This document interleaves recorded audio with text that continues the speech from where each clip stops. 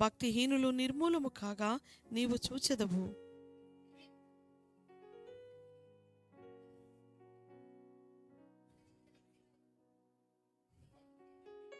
అయినను ఒకడు ఆ దారిన పోయి చూడగా వాడు లేకపోయెను. నేను వెదకితిని కాని వాడు కనపడకపోయెను.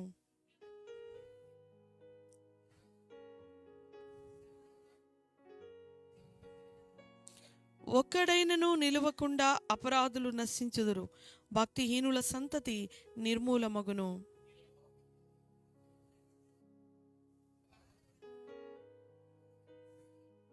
అందరము కలిసి యెహోవా వారికి సహాయుడై వారిని రక్షించును. వారు యెహోవా శరణుజొచ్చి ఉన్నారు కనుక ఆయన భక్తిహీనుల చేతిలో నుండి వారిని విడిపించి రక్షించును. నేను సువార్తను ఎలా మోసుకెళ్ళాలి, నేను ఎలా ప్రకటించాలి? కాలం కఠినంగా ఉంది. ఎవరికి ప్రకటిద్దుమా? ప్రతి ఒక్క చోట కూడా వ్యతిరేకత. ఎవరు చేతులెత్తుతారు, ఎవరు మీదకి దూకుతారు అన్నది మనకి తెలియనటువంటి పరిస్థితిలో మనమున్నాం. దేవుడు మనల్ని ఆదరిస్తూ ఉన్నారు. ఆయన యొక్క మాట ఏమని చెప్తూ ఉంది అనంటే, ఆయన మార్గమును మనం అనుసరించుకున్నప్పుడు భూమిని మనం నిశ్చయముగా స్వతంత్రించుకుంటాం. నిశ్చయముగా స్వతంత్రించుకుంటాం. ఎన్నిటికీ మనము భక్తిహీనుల చేతికి అప్పగింపబడము. ఇది మనకి ప్రభు ఇస్తున్నటువంటి అష్యూరెన్స్. సంవత్సరం తర్వాత సంవత్సరం ప్రభుత్వాలు మారుతున్నాయి, మనుషుల తీరుతెన్నులు మారుతున్నాయి, మనుషుల ఏలికలు మారిపోతున్నాయి. కానీ తండ్రి అయినటువంటి దేవుడు ఆయన యొక్క రాజ్యము ఈ భూమి మీద మన ద్వారా ఎస్టాబ్లిష్ చేయాలని అనుకుంటున్నాడు. కావున ఆయన నామమున నిలుచువారు ద్వారా దేవుడు తన రాజ్యమును ఈ భూమి మీద ఆరంభించనుద్దేశించి ఉన్నారు. అది ఆయన అప్పుడే ఆరంభమైనది ఆయన ఆల్రెడీ చెప్పేస్తున్నారు. ఆయన రాజ్యము రావాలి అనంటే ఆయన నామమున నిలబడేటువంటి బిడ్డలు కూడా అవసరం. ఆయన నామమున మాట్లాడేవారు, పనిచేసేవారు, కదిలేవారు, వెళ్ళేవారు, సంచరించేవారు ఉండాలి. ఆయన ఒక్కరుగా నిలబడ్డారు. అనేక మంది ఆయన సమూహాన్ని ఆయన వెంబడించారు. కానీ ఫైనల్గా కేవలం 12 మంది మాత్రమే ఆయన శిష్యులుగా అనేక ప్రదేశాలకు పంపారు. వారు ఒక్కొక్కరు వెళ్ళగా అనేక ప్రదేశాల్లో వెలిగింపబడ్డారు, రక్షణార్థమైన జ్ఞానాన్ని పొందుకున్నారు, సంఘాలుగా స్థాపించబడ్డారు. భూభాగం అంతా ఇప్పుడు గనక చూసినట్లయితే విస్తరించబడుట వెనుక దేవుని యొక్క సత్యము, రహస్యము దాగి ఉంది.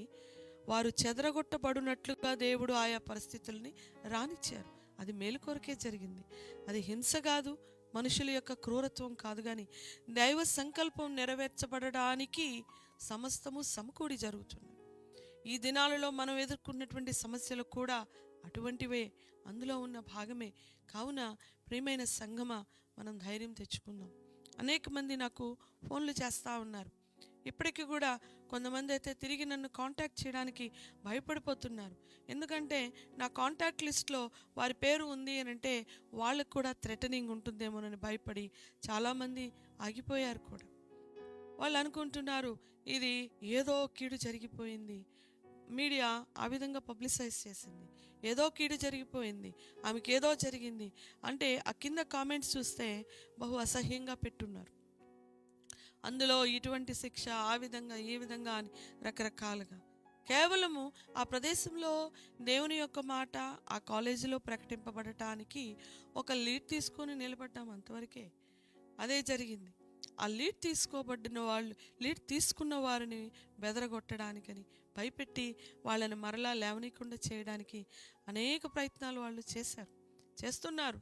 ఖచ్చితంగా ఈ సంవత్సరం కూడా అలాగే ఉండబోతుంది. కానీ అనేకమైనటువంటి భయాల నుంచి ప్రభు మనల్ని విడిపిస్తానని ప్రామిస్ చేస్తున్నాడు. ప్రభు చెప్తూ ఉన్నాడు. ఈ దినము నుండే మనం ప్రార్థన చేయాలి, సువార్త మారుమోగాలి, ప్రతి చోట దేవుని పేరును మనం ప్రకటించాలి. భయపడిపోయి మనం వెనక్కి ఉండిపోవద్దు. ఇది కూడా దేవుడు మేలు నిమిత్తమే అనుమతించాడని విషయాన్ని మనం గ్రహించాలి. నోరు తెరిచి దేవుని పేరు చెప్దాము అని అంటే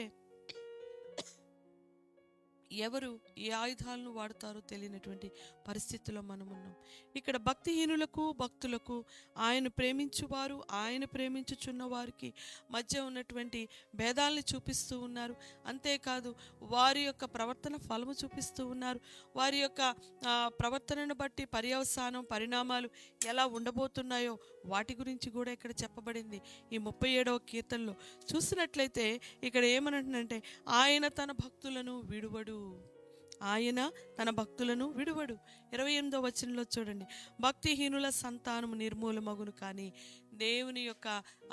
దేవుని ప్రేమించు వారి యొక్క సంతానమట ఆయన కాపాడేవాడుగా ఉన్నాడు. నీతిమంతుల సంతానము దీవించబడుతూ ఉన్నారు. చూస్తున్న వారికి ఎలా ఉంది అని అంటే, మేము వారు నోరు నొక్కాము, వారిని మేము తొక్కేసాము అని అనుకుంటున్నారు. కానీ దేవుని మాట అబద్ధమైపోతుందా? దేవుని మాట నెరవేరకుండా పోతుందా? ఖచ్చితంగా నెరవేరుతుంది. ఈ ధైర్యాన్ని విశ్వాస్యతను కలిగిన వారమే మనం అడుగులు వేయాలి. అప్పుడు దేవుని కార్యాలను మనం చూడగలుగుతాం. భయపడ్డామా, వెనక్కి ఆగిపోయామా, ఎన్నటికీ దేవుని వాక్యం మన జీవితంలో నెరవేర్చబడదు. కాబట్టి ధైర్యం తెచ్చుకుందాం, ముందుకు కొనసాగుదాం. ఈ సంవత్సరము ప్రభు మనందరి నోర్లు తెరుస్తూ ఉన్నాడు. ఈ సంవత్సరం మనం వెళుతూ ఉండగా మన కుటుంబాలు వర్ధిల్లుతూ ఉన్నాయి, మన సంతానం వర్ధిల్లుతూ ఉన్నారు, మన చుట్టూ ఉన్నటువంటి ప్రాకారాలు కూడా స్థిరపరచబడుతూ ఉన్నాయి. దేవుడు మనల్ని హెచ్చిస్తూ ఉన్నాడు. ప్రభు మన జీవితంలో గొప్ప కార్యాలు చేయబోతూ ఉన్నాడు. కాబట్టి విశ్వాసం ఉంచుదాం, ధైర్యంగా ఉందాం, ప్రభువునే ఆనుకుందాం. ప్రభు వైపు మనం చూస్తూ ఆయనే నా ఆధారం అని నమ్ముకొని ముందుకి వెళదాం. కొద్ది సమయం మరి కృతజ్ఞతాపూర్వకంగా నాతో కలిసి ఈ చిన్న కోరస్ని ఆరాధన చేస్తూ ప్రభు సన్నిధిలో మనము సమర్పించుకుందాం. ఈ పాట అందరికీ వచ్చినదే, పాత పాట, కానీ చాలా మధురమైన పాట. ఎంత మధురమో యేసుని ప్రేమ, ఎంత మధురమో నా యేసుని ప్రేమ.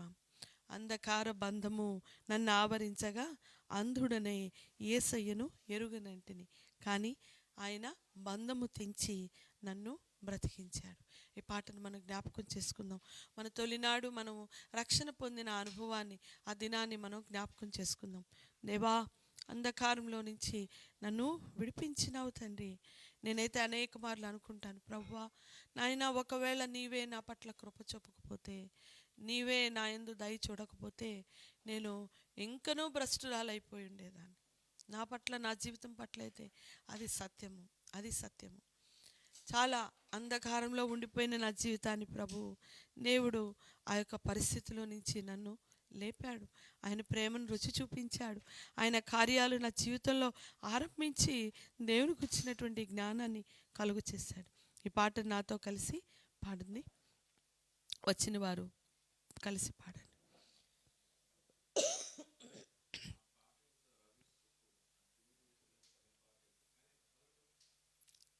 తెలియదు, మేము పాడతాంలే, మంచిగా ట్రై చేసుకో.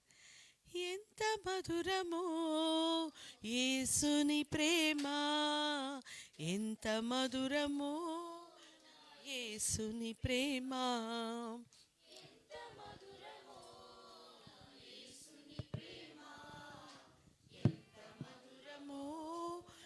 యేసుని ప్రేమ, ప్రేమ ప్రేమ ప్రేమ ప్రేమ ప్రేమ ప్రేమ ప్రేమ అంధకార బంధమునన్నావరించగా అంధుడనై యేసయ్యను ఎరుగనంటిని. అంధకార బంధమునన్నావరించగా అంధుడనై యేసయ్యను ఎరుగనంటిని. బంధము తెంచెను బ్రతికించెను నన్ను, బంధము తెంచెను బ్రతికించెను నన్ను. ప్రేమ ప్రేమ ప్రేమ ప్రేమ ప్రేమ ప్రేమ ప్రేమ ప్రేమ ఎంత మధురమో యేసుని ప్రేమ, ఎంత మధురమో నా యేసుని ప్రేమ, రక్షించువాడు లేక పక్షినైతిని, భక్షుడు బాణము గురిపెట్టి ఉండెను. రక్షించువాడు లేక పక్షినైతిని, భక్షకుడు బాణము వలెగుట్టి ఉండెను. బంధము తెంచెను బ్రతికించెను నన్ను, బంధము తెంచెను బ్రతికించెను నన్ను. ఏమా ప్రేమ,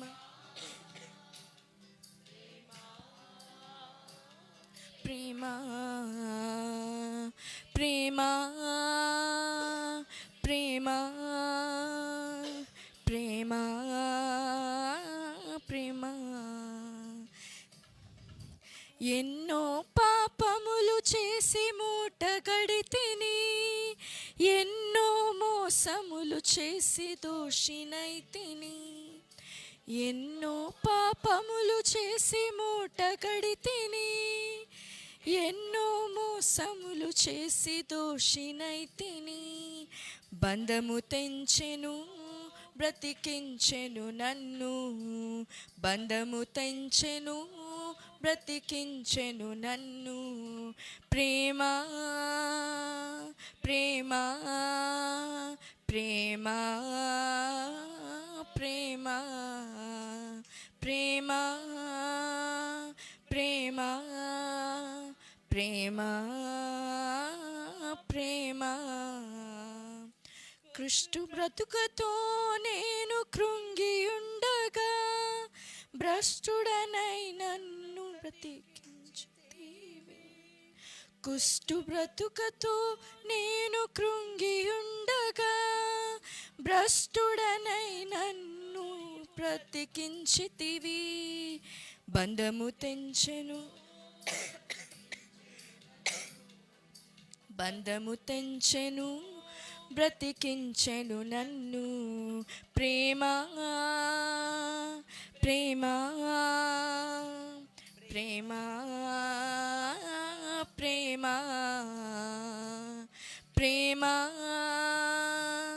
ప్రేమ, ప్రేమ, ప్రేమ.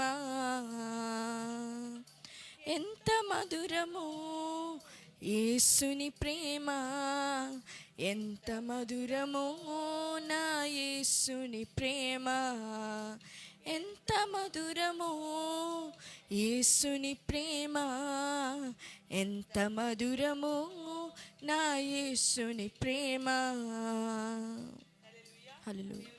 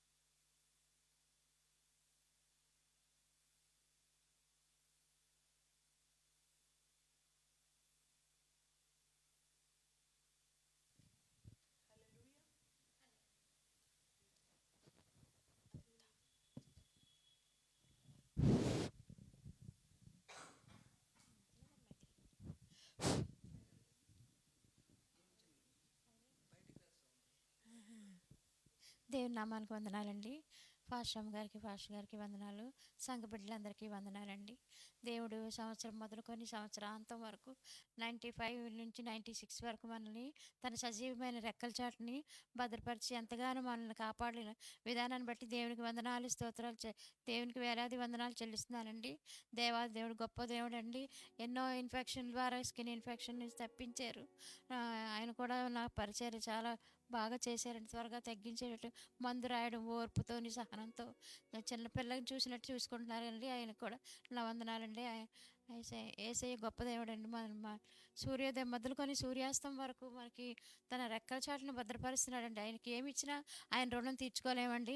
అమ్మగారు ఆ మధ్యన ఎప్పుడో ఫోన్ చేశారు. ఫోన్లోని చాలా విపరీతంగా దగ్గుతున్నారు. నాకు అప్పుడే వెంటనే ప్రార్థన చేశాను అమ్మగారి కోసం. ఆయన ఆయన నమ్ముకున్న వారిని తలగా ఉంచుతాడు కానీ తోగ్గా ఉంచడు కదండి. అమ్మగారు అలా అయిందని తెలిసి నాకు చాలా బాధపడ్డానండి. ఎంతో ఏడుపు వచ్చింది అమ్మగారికి. ఎందుకు ఆ గొంతుకు అలాగైపోయిందని ఏడ్చాను దేవుని సన్నిధిలో, అంగలార్చాను.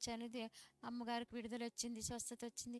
ఎంతో హుషారుగా నవ్వుతూ పలకరిస్తూ అందరినీ ఉండేవారు. డల్ అయిపోయారు ఒకసారి.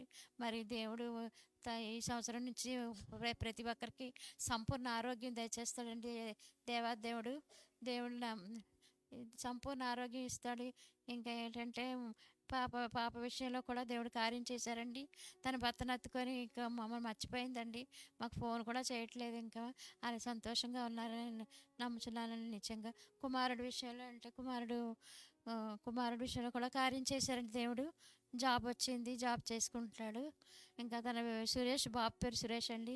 తన వివాహం కోసం తను స్టాండర్డ్గా జాబ్లో ఉండేటట్లు మీ అనుదిన ప్రార్థనలో, వ్యక్తిగత ప్రార్థనలో జ్ఞాపకం చేసుకుంటారని. ఇంకా చెప్పాలంటే ఇంకా ఆయన చేసిన కార్యాలు చెవులకి కనబడవు, చెవులకి వినబడవు, కంటికి కనబడవు, అగోచరాలండి. ఎన్నో అద్భుత కార్యాలు చేస్తారు. ఉదయం లేచిందేంచి రాత్రి పడుకునే వరకు మన పడకలోని, మన నడకలోని అన్నింటిలోనే అతను తోడుంటాడండి. ఇంకా ఇక్కడికి చాలా సంవత్సరాలు అయిందండి అమ్మగారిని చూసి. అమ్మగారి ఇల్లు కూడా ఎప్పుడు నేను రాలేదు, ఇదే ఫస్ట్ టైం అండి. వచ్చాను, సంతోషించాను. బిడ్డలతో సంతోషంగా ఆరోగ్యంగా ఉన్నారండి. ఆరోగ్యం ఇస్తారండి మన దేవుడు, మనకి వదిలిపెట్టరు, ఆరోగ్యం ఇస్తారు. మనం ఈ చిన్న సాక్ష్యం ఏదైనా తప్పు ఉంటే మర్చిపోయి ఉంటే దయతో క్షమించి ఈ చిన్న సాక్ష్యం దేవుడు దీవించి ఆశీర్వదించునుగాక. Amen, amen. అవకాశం ఇచ్చిన అమ్మగారికి, అయ్యగారికి వందనాలు.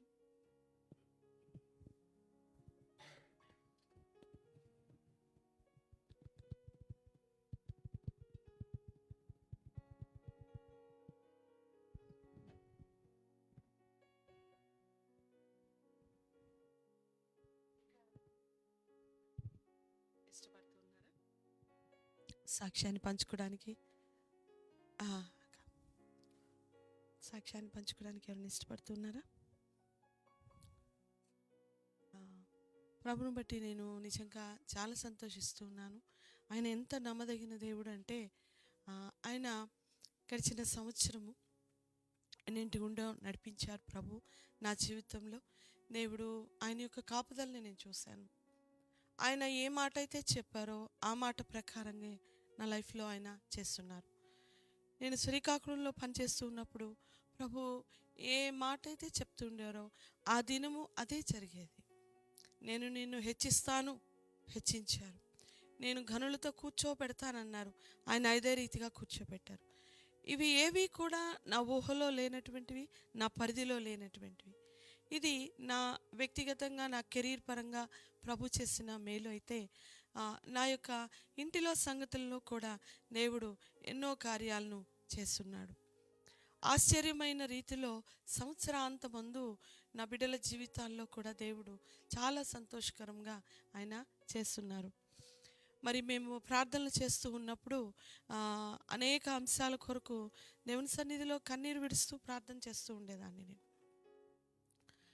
నాకు జ్ఞప్తికి రాని సంగతులు ఏంటి అని అంటే, నా వ్యక్తిగత విషయాలు నాకు ఎప్పుడు జ్ఞప్తికి రావు. నా కుటుంబము, నా భర్త, నా బిడ్డలు, ఇవి గుర్తు రాదు. మాకు అప్పగించబడినటువంటి సంఘము 2 సంఘాలు, ఆ సంఘంలో ఉన్నటువంటి బిడ్డలు, అలాగే నాకు తెలిసి సమస్యల్లో ఉన్నటువంటి కుటుంబాలు, అలాగే యవ్వన బిడ్డలు, గర్భఫలం లేనట్టు, ఇవి తప్పించి నాకు ఏ రోజు కూడా మరి ఇంకేవి జ్ఞాపకం ఉండవు. ఒకరోజైతే ఒక సాయంత్రం అయితే మా పాప నన్ను ప్రశ్నించింది, అమ్మ నువ్వు ఎప్పుడన్నా నా కోసం నువ్వు ప్రార్థన చేస్తావా అని అడిగింది. నేను సమాధానం చెప్పలేకపోయాను, కానీ నా మనసులో నేను చెప్పుకున్న సమాధానం ఏంటంటే, తండ్రి దగ్గర ప్రభువా నా బిడ్డలు, ఇదే నా కేకెప్పుడు విడమరిచి విపులంగా ప్రతిదాని కోసం ప్రార్థించిన జ్ఞాపకం నాకైతే లేదు. ఆ సమయంలో అమ్మ పలానా సమస్య కోసం ప్రార్థన చేయి, నా స్టడీస్ కోసం, నా హెల్త్ కోసం అన్నప్పుడు అప్పుడు ఆ నిమిషంలో ఆ ప్రార్థన నేను చేస్తాను. మిగిలిన సమయంలో ప్రభు సన్నిధిలో నా కేక, ప్రభు సన్నిధిలో ఉన్నాను, నేను సత్యంనే నేను చెప్తూ ఉన్నాను, ఒకటే నేను కేక పెట్టదని, దేవా నా బిడ్డలు అనేదాన్ని, నా బిడ్డలు అనేదాన్ని అంతే. దేవా నా భర్త. ఇదే ఆ కేకలో ఏ అర్థాన్ని ప్రభు చూసేవాడో, ఏమి వినేవాడో, ఆయనకి ఏం అర్థమవుతుందో ఆయనకి తెలియదు ఏం లేదు కదా. దేవుడు ఎంత గొప్ప కార్యం చేశాడంటే నా బిడ్డ జీవితంలో దేవుడు న్యూ ఓపెనింగ్ తెరిచాడు. New openings. నా కుమార్తె ఊహించిన రీతిలో పీజీ సీట్, ఆర్థోపెడిక్ సీట్ దేవుడు అద్భుతంగా ఇచ్చున్నారు. ఇది అసలు మా ఊహలో లేదు. మేమైతే ఒకటే అనుకున్నాము, మరలా ఇంకో సంవత్సరం బిడ్డ చదవాలి, ఒక్కతే రూమ్లో ఇక్కడ చదువుకోవాలి, నేనేమో అటు వెళ్ళిపోతాను, ఈయనేమో ఇటు వెళ్ళిపోతారు, తను ఒక్కతే ఉండాలి. ఎంతో స్ట్రెస్తో కూడుకున్నది. ఒకసారి ఒక ఎగ్జామ్ అయిపోయిన తర్వాత అనుకున్న రిజల్ట్ రాకపోతే మరలా అదే ఎగ్జామ్కు కూర్చొని రాయాలి అంటే, రిజల్ట్ కోసము ఆశగా కష్టపడాలంటే ఏ విధంగా ఉంటుందో ఇక్కడున్న యవనస్తులకు తెలుసు. ఎగ్జామ్స్ రాసిన ప్రతి ఒక్కరికి ఆ అనుభవం తెలుస్తుంది. ఆ స్ట్రెస్ నా బిడ్డ ఎలా తీసుకునేదో నాకు తెలుసు. కన్నీటి పర్యంతం అవుతుంది. ఒక్కో దినము ఒక్కో సమయం అయితే సెలవు పెట్టేసి ఇంట్లో ఉండిపోయేదాన్ని, ఆయన ఉండిపోయేవారు. మా ఇద్దరు ఎవరికి వీలైతే వాళ్ళు ఉండిపోయేవాళ్ళు అనమాట. ఆ స్ట్రెస్ అంతటిని దేవుడు అలా కొట్టివేశాడంతే ప్రభు. మరలా నేను ఇంకొక 6 నెలలు చదవాలా అనే పరిస్థితి నుంచి దేవుడు మేము ఊహించిన రీతిలో అనుకోకుండా తనకి సీట్ని దేవుడు కేటాయించాడు. అందులో అద్భుతం ఏంటి అని అంటే, తనకి ఏదైతే బ్రాంచ్ ఇంట్రెస్టో ఆ బ్రాంచే దేవుడు తనకి ఇచ్చాడు. నేను ఆ స్ట్రెస్ అంతా నా బిడ్డ పడడం కంటే నా భర్తకి నేను ఒకటే చెప్పాను, మనం ఎంత కష్టపడుతున్నాం, ఎంత మనం సంపాదిస్తున్నాం మన బిడ్డల కోసమే కదా, ఏమైతే సీటు కొనేసే అన్నాను నేను. ఆ పాప ఏమందంటే, అమ్మ నా వల్ల అంత నష్టం నాకు ఇష్టం లేదు. ఎంత కొనాలి అండి అని, 2 కోట్లు పెట్టి కొనాలి. అమ్మ వద్దమ్మా, నాకు అవకాశం ఇవ్వండి, ఇంకో సంవత్సరం నేను చదువుతాను, ఏమైతే చదువుతాను. అయితే అంతంలో అమ్మ మళ్ళీ రాకపోతే అప్పుడేంటమ్మా ఆ సందేహం ఉండేది. ఒక్కసారి ఫోన్ చేసి ఎక్కడున్నావు అంటే, డాడీ దగ్గరికి వచ్చానమ్మా, నాకు ఒక్కదాన్ని ఇంట్లో ఉండాలంటే భయం వేస్తుంది, పుస్తకాలు తెచ్చుకొని ఇక్కడే కూర్చొని చదువుకుంటున్నాను అనేది. అలా తన ప్రిపరేషన్ స్టార్ట్ చేసింది. కంప్లీట్గా ఇంక మరలా ఎగ్జామ్ కొరకు సిద్ధపడుతూ ఉన్న తరుణంలో నిద్రపోతున్న తనకి ఫ్రెండ్ కాల్ చేసి నీకు సీట్ వచ్చిందని చెప్తే ఎలా ఉంటుందండి? ఫోన్ చేసి వణుకుతుంది స్వరము. నేను శ్రీకాకుళంలో ఉన్నాను. అమ్మా ఏంటి ఏంటి ఏంటంటే, అమ్మా నాకు సీట్ వచ్చిందమ్మా అంది. ఆ క్షణాన్ని నేను మర్చిపోలేను. ఇది నిజమేనా అమ్మా, మీరు చూడండి అమ్మా, అది కరెక్టా కాదా చూడండి అమ్మా అంటుంటే, అది ఆ సమయము మా ఊహలో లేనిది, మేము ఊహించనిది. ఆ రీతిగా దేవుడు అద్భుత రీతిగా తనకి ఆర్థోపెడిక్ సీట్ జిఎస్ఎల్ రాజమండ్రిలో ఇచ్చారు. 31వ తారీఖున తీసుకువెళ్ళి బిడ్డని జాయిన్ చేశాను. ఇది సంవత్సరాంతంలో ప్రభు చేసిన గొప్ప కార్యం. ఈ సంవత్సరంలోనే తన యొక్క పోస్ట్ గ్రాడ్యుయేషన్ కెరీర్ ఆరంభమవుతూ ఉంది. ఈ సంవత్సరం ఊరకే కూర్చోనీయకుండా ఆ స్ట్రెస్ ఇది మొదటిదైతే తన జీవితంలో. రెండోది ఏముంటుందంటే, ఒకటే అంది నా బిడ్డ, అమ్మ దేవుడు ప్రార్థనలు ఇలా వింటాడా, నా అవసరతని ఇలా చూశాడా అంది. ఒకటే మాట అన్నమాట. ఇది నిజంగా నా బిడ్డ జీవితంలో ఆ విశ్వాస విషయంలో దేవుడు మెట్టు ఎక్కిస్తున్నందుకు కూడా దేవునికి నేను కృతజ్ఞతలు చెల్లిస్తున్నాను. నేను చెప్పదలుచుకున్నది ఏమిటి అని అంటే, నీవు అడుగక మునిపే నీ ప్రతి అవసరత ఆయనకు తెలుస్తుంది. నీవు కోరక మునిపే నీకేది అక్కరగా ఉన్నదో దానిని ఇచ్చేవాడుగా ఉన్నాడు. నువ్వు ఇతరుల కొరకు మొరపెట్టు, నీ ప్రతి అవసరత దేవుడు తీరుస్తాడు. ఇది నేను అనుభవపూర్వకంగా నేను రుచి చూశాను. మన దేవుడు సజీవుడైన దేవుడు, మన మాటలను వినువాడుగా ఉన్నాడు, మన హృదయమును ఎరిగినవాడుగా ఉన్నాడు, మన ప్రతి అవసరతను కూడా గుర్తించే దేవుడుగా ఉన్నాడు. నమ్మదగిన దేవుణ్ణి మనం కలిగి ఉన్నాం. కావున ఈ సాక్ష్యమును బట్టి ప్రభు నామాన్ని నేను మహిమపరుస్తున్నాను. చిన్న కోరస్తో పాట పాడుకొని సజీవుడైన దేవుని ఆరాధిస్తూ వాక్య భాగంలోనికి మనం వెళ్దాం. నా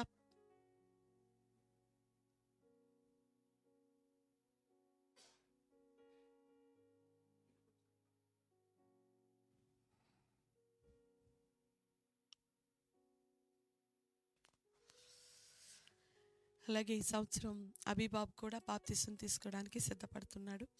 ఆ, తనైతే సిద్ధంగా ఉన్నాడు. మేమైతే ప్రార్థన చేస్తూ ఉన్నాము. మరి ఈ ఈ క్రొత్త సంవత్సరం ఈ జనవరి నెలలో బాప్తిసం కూడా తనకి ఇప్పించబోతున్నాం. Praise lord. తర్వాత ఆరాధన.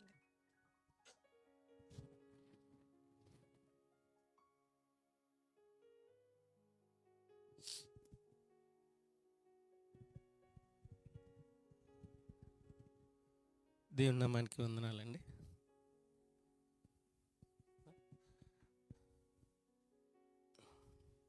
నేను ఈ యొక్క సంఘానికి వచ్చేటప్పటికి వర్డ్ అండ్ వర్షిప్ ఈ సంఘానికి వచ్చేటప్పుడు ఎంతో కష్టాల్లో వచ్చాను. ఈ సంఘంలో ఉన్నటువంటి దేవుని సేవకులైనటువంటి బ్రదరు, అమ్మగారు చాలా నా కోసం కన్నీటి ప్రార్థనలు ఎప్పుడున్నా నా కుటుంబం కోసం.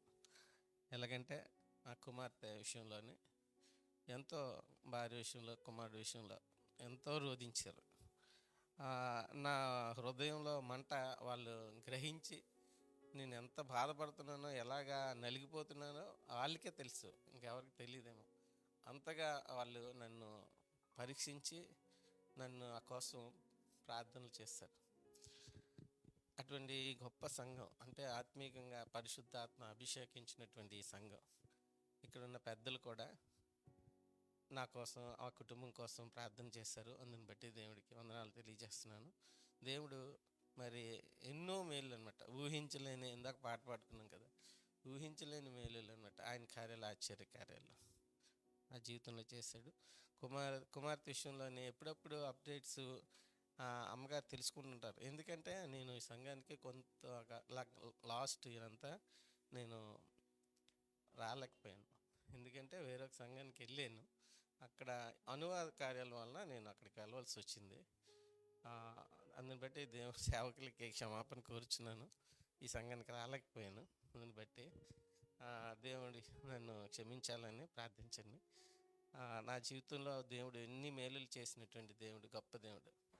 లాస్ట్ 2-3 months అవుతుంది, పాప వచ్చింది. అంటే వాళ్ళు ఇంకా విడిచిపెట్టేశారన్నమాట. అతను తీసుకొచ్చి ఇంకా తిన్న వెళ్ళుకోను అనేసి వదిలేసాడు. నేను ఒక్కడనే ఉన్నాను ఇంట్లోనే.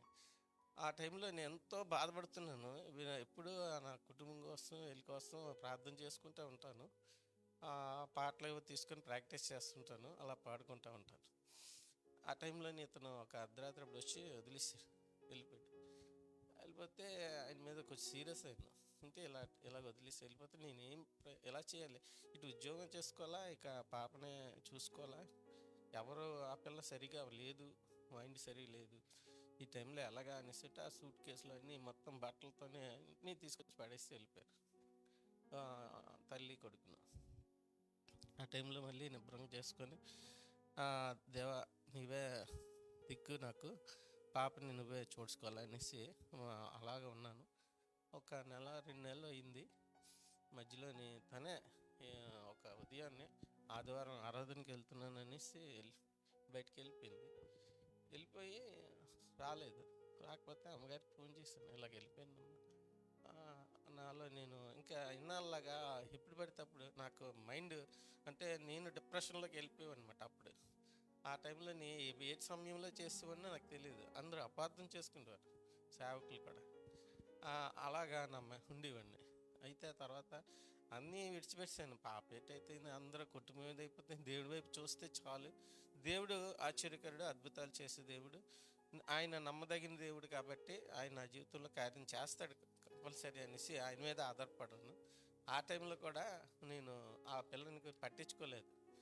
ఆ టైంలోనే ఒక 2 రోజున్నర అయింది. ఆ అల్లుడు ఫోన్ చేశాడు నాకు, మీ అమ్మాయి ఎక్కడ ఉంది అని అడిగాడు. అడిగితే చర్చికి వెళ్ళి రాలేదమ్మ బాబు, ఒకరోజు అయింది ఇంకా రాలేదు, మరి బ్రదర్ దగ్గరికి వెళ్ళి ఉంటుంది అని అన్నాను. లేదు, నాకు ట్రైన్లోని ఫోటో పెట్టింది, నా దగ్గరికి వస్తున్నట్టుంది, మీరు ఆపండి, వెళ్ళి మీరు తీసుకురండి బ్యాక్ అంటే. అప్పటికే సగం దూరం వెళ్ళిపోయిన తర్వాత మరి వాళ్ళు అక్కడి నుంచి అతనికి ఫోన్ చేసిందంట. ఏం చేసిందో తెలీదు. అతను మరి ఉనికిపోయాడు, దేనికో భయపడి ఆ పాపని ఎవరికో ఫోన్ చేసి ఆ ట్రైన్ నుంచి దింపించి అక్కడ వాళ్ళ ఇంట్లో ఉంచి మరుసటి రోజు కారులోని తన ఇంటికి తీసుకెళ్ళాడు. ఇప్పుడు దాకా అక్కడ ఎటువంటి ఇబ్బంది పెట్టలేదట. చక్కగా ఉంది, నేను నా సేవ చేసుకోవడానికి అనుగుణంగా ఉన్నాను అనేసి నాకు వార్త వచ్చింది, మెసేజ్. అందుని బట్టి నేను నిజంగా ఏంటిది ఇలాంటి సమయంలో అక్కడ దేవుడు ఇది జరగదనమాట. అటువంటిది ఇలా జరిగిందంటే అయితే దేవా, నిన్ను ఆనుకుని నిలబడితే ఎటువంటి సమస్య అయినా నీకు అసాధ్యమైంది ఏది లేదు కదా వాక్యానికి అనేసి నేను ఎంతో ఆనందపడ్డాను. ఇంకా బ్రతికితే క్రీస్తే చావైతే లాభం అన్నట్టుగా ఆయన మీద ఆధారపడాలి అని అనుకుని ఇంకా నిర్ణయం తీసుకున్నాను. పాప విషయంలోనే కాదు, కుటుంబంలో అందరి విషయంలో కూడా దేవుడు కార్యం చేస్తాడు. తన విషయంలోనైతే ఇంకా తన వచ్చి నన్ను క్షమించండి, మళ్ళీ నేను మీ దగ్గరే ఉంటాను, ఇంకెవరు నాకు లేరు. వాళ్ళ నాన్నగారు కూడా చనిపోయారు, 2 నెలలు అవుతుంది. తను కూడా బాధపడుతుంది. ఇంచేపు తను చిన్నపిల్లల మనస్తత్వం ఏమి కూడా ఇంకా తనని కూడా నా పరిచర్య అంతా కుటుంబంకి అంకితం అయిపోయింది. సేవ చేసుకోవడమే అలాగైపోయింది అన్నమాట.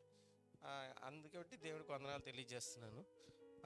ఈమె మారింది. అలాగే కుమారుడు కూడా ఫోన్ చేస్తున్నాడు, డాడీ ఎలాగున్నావు ఏంటి అని మాత్రం మాట్లాడుతున్నాడు. రమ్మంటున్నాను, ఉండమంటున్నాను, కానీ నేను వేరేగా ఉంటాను, నాకు బాగానే ఉంది అని అంటున్నాడు. సరే, నువ్వు ఎలాగున్నా బాగుండాలి అనేసి ఆయన కోసం ప్రార్థన చేస్తున్నాను, మారు మనసు కావాలని.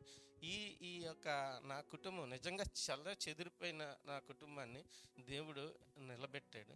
దీనికి కారణము సంఘం ప్రార్థనలు ఎడతెగక ప్రార్థన చేశారు. నిజంగా ఆ ప్రార్థనలే మనం కాపాడే. అందుని బట్టి దేవుడికి ఎంతో కృతజ్ఞతలు తెలియజేస్తున్నాను. సంవత్సరాలు వచ్చి వెళ్ళిపోతాయి, కానీ నూతన జీవితం అనేది మనలోనికి రాకపోతే ఇంకా వ్యర్థం.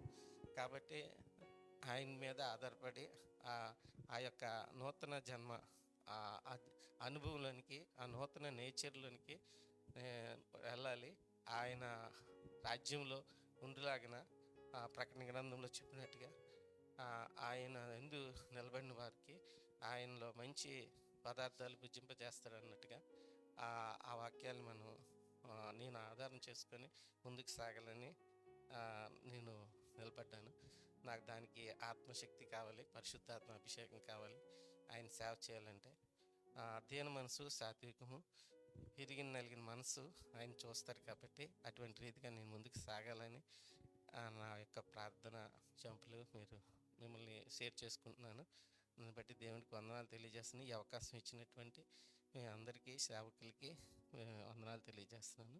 ఈ చిన్న సాక్ష్యం దేవుడు దీవించిన కాక. ఆమేన్.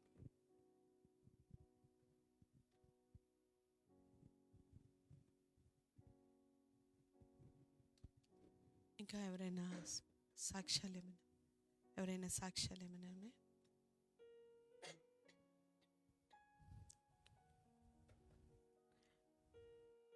అయితే కొద్ది సమయము దేవుని ఆరాధిద్దాం.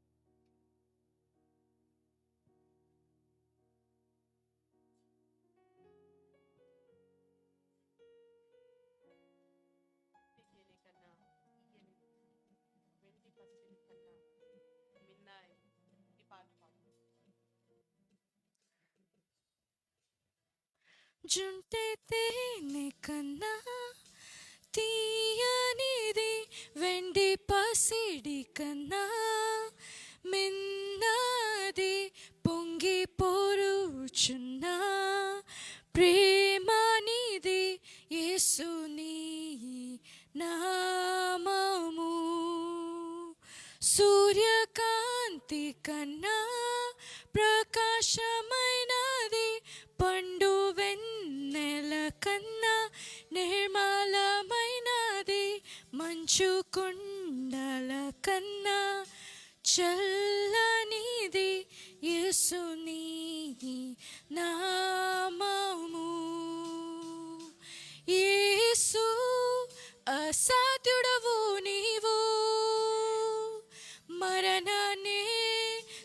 జయించిన వీరుడవు, సర్వాన్ని శాసించే యోధుడవు,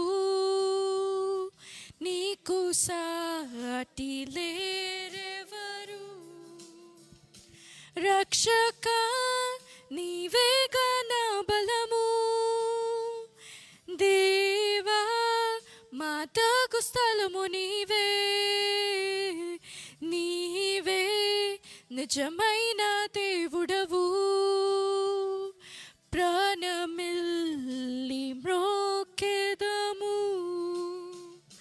ప్రాణమిల్లి మ్రోకెదము. ఆకాశము కన్నా విశాలమైనది, విశ్వమంతటిలో వ్యాపించి ఉన్నది, ఊహల కందని ఉన్నతమైనది యేసుని నామము. యేసు అసాధ్యుడవు నీవు, మరణాన్ని జయించిన వీరుడవు, సర్వాన్ని శాసించే యోధుడవు, నీకు సాటి లేరెవరు. రక్షక నీవేగా నా బలము, దేవా మాతకు స్థలము నీవే, నీవే నిజమైన దేవుడవు. ప్రాణమిల్లి మ్రోకెదము, లోకమంతటికి రక్షణ మార్గము, జనులందరినీ బ్రతికించు జీవము, సర్వకాలములలో నివసించు సత్యము, యేసుని నామము. యేసు అసాధ్యుడవు నీవు, మరణాన్ని జయించిన వీరుడవు, సర్వాన్ని శాసించే యోధుడవు, నీకు సాటి లేరెవరు. రక్షక నీవేగా నా బలము, దేవా మాతకు స్థలము నీవే, నీవే నిజమైన దేవుడవు. ప్రాణమిల్లి మ్రోకెదము, ప్రాణమిల్లి మ్రోకెదము, మ్రోకెదము.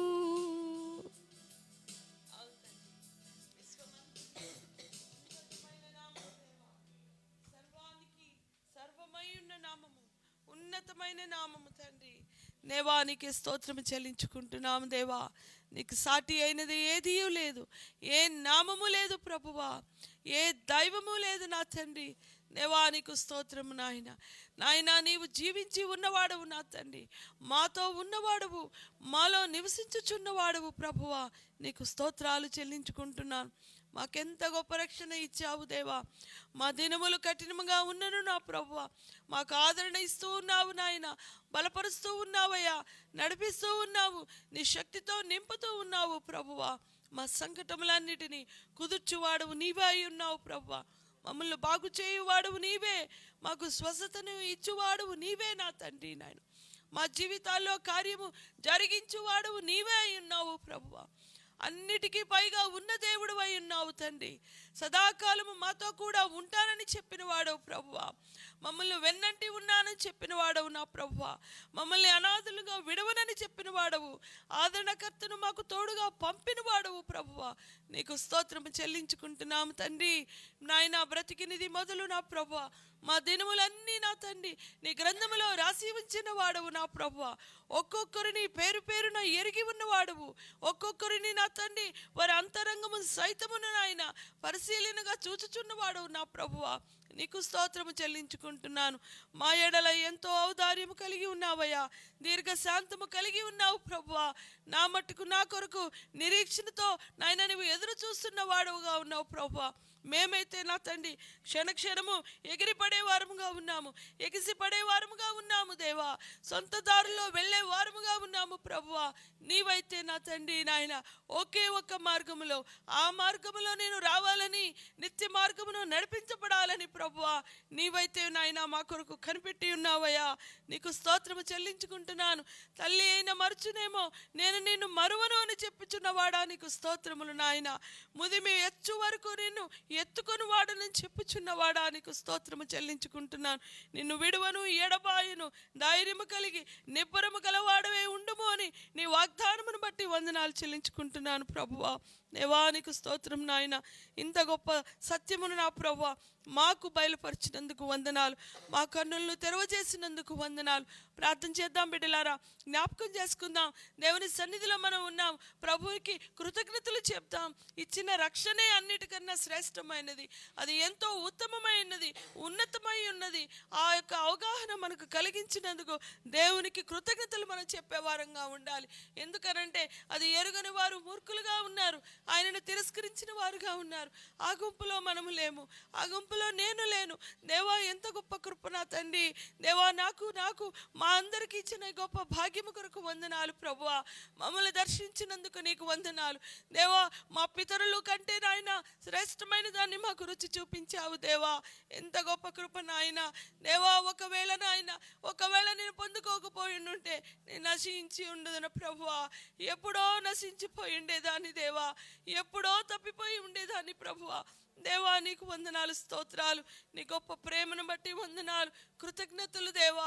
మా తొలి దినాలను మేము జ్ఞాపకం చేసుకుంటున్నామయ్యా. మా మారు మనస్సు పొందిన తొలి దినాలను మేము జ్ఞాపకం చేసుకుంటున్నాం. మా మొదటి ప్రేమను మేము జ్ఞాపకం చేసుకుంటున్నాం ప్రభువా. దేవా తిరిగి ఆ ప్రేమతో మమ్మల్ని నింపు నాయన, మమ్మల్ని నింపు నాయన. మాలో నాయన క్రమశిక్షణ నింపయ్యా. ఆ భయము భక్తి నేర్పించు ప్రభువా, యథార్థత నేర్పించు దేవా. నీ ఎదుటనున్నానని ఎరిగిన ఆయన నేను నడుచుకోవాలని ఆశ కలిగి ఉన్నానయ్యా దేవా. శ్రద్ధాశక్తులు నాలో నింపు ప్రభువా. నిబద్ధత కలిగిన జీవితం నాకు నేర్పయ్యా.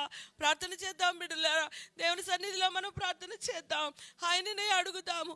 ఆయన కొరకే ఎదురు చూచుచున్న జనులారా, ఆయన తట్టు తిరుగుచున్న ప్రజలారా, ఆయననే అడుగుదాము. దేవా నన్ను నడిపించు అని అడుగుదాం. దేవా నాలో తీవ్రతను పుట్టించు అని అడుగుదాం. ఆసక్తిని రేకెత్తించు అని అడుగుదాం.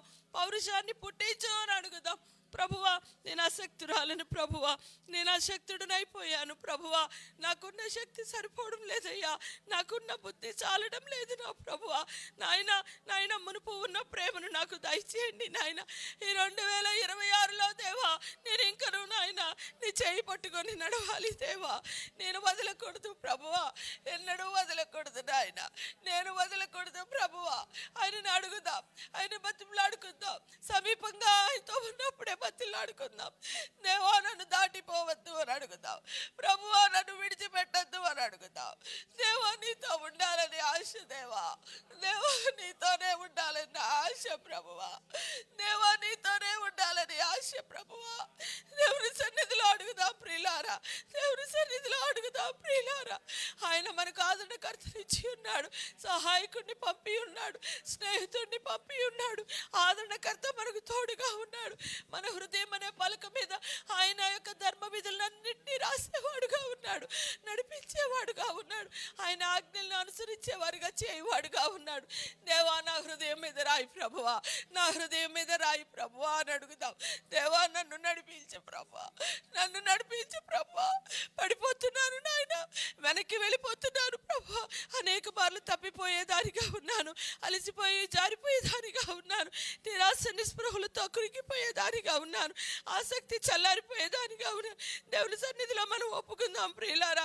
దేవుని సన్నిధిలో హృదయమును విడిచి, హృదయమును యథార్థతను అడిగి ఆ మారు మనసు నాకు ఇవ్వు దేవా, ఆ మొదటి ప్రేమ నాకు ఇవ్వు ప్రభువా. మధురమైన నీ మాటలు చదవటానికి, మధురమైన నీ స్పర్శ కోసం ప్రభువా, నీ సన్నిధి కోసం వెతికిలాడిన ఆ దినాల్ని జ్ఞాపకం చేసుకుంటాం దేవా. నిన్ను నాయన తడిమి తడిమి పొందుకోవాలి ప్రభువా. దేవా నీ యొక్క రెక్కల చాటున ఉండాలి ప్రభువా. నన్ను స్థిరపరచు దేవా, నన్ను స్థిరపరచు, నన్ను స్థిరపరచు అని అడుగుదాం దేవా. మమ్మల్ని స్థిరపరచండి దేవా. మా దినాల్ని చక్కదిద్దండి ప్రభువా, మా దినాల్ని చక్కదిద్దండి ప్రభువా. నీ రాజ్యము వచ్చును గాక తండ్రి. నీ రాజ్యము మొదటగా నాలోనే ఆరంభం అవ్వాలి, మాలో ఆరంభం అవ్వాలి ప్రభువా. నీ ఏలిక మాలో ఆరంభం అవ్వాలి ప్రభువా. నీ ప్రభుత్వం నా జీవితంలో ఆరంభమైపోవాలి ప్రభువా. తద్వారా నాయన నీ నామమున నేను నిలబడాలని అడుగుదాం దేవుని సన్నిధిలో అడుగుదాం.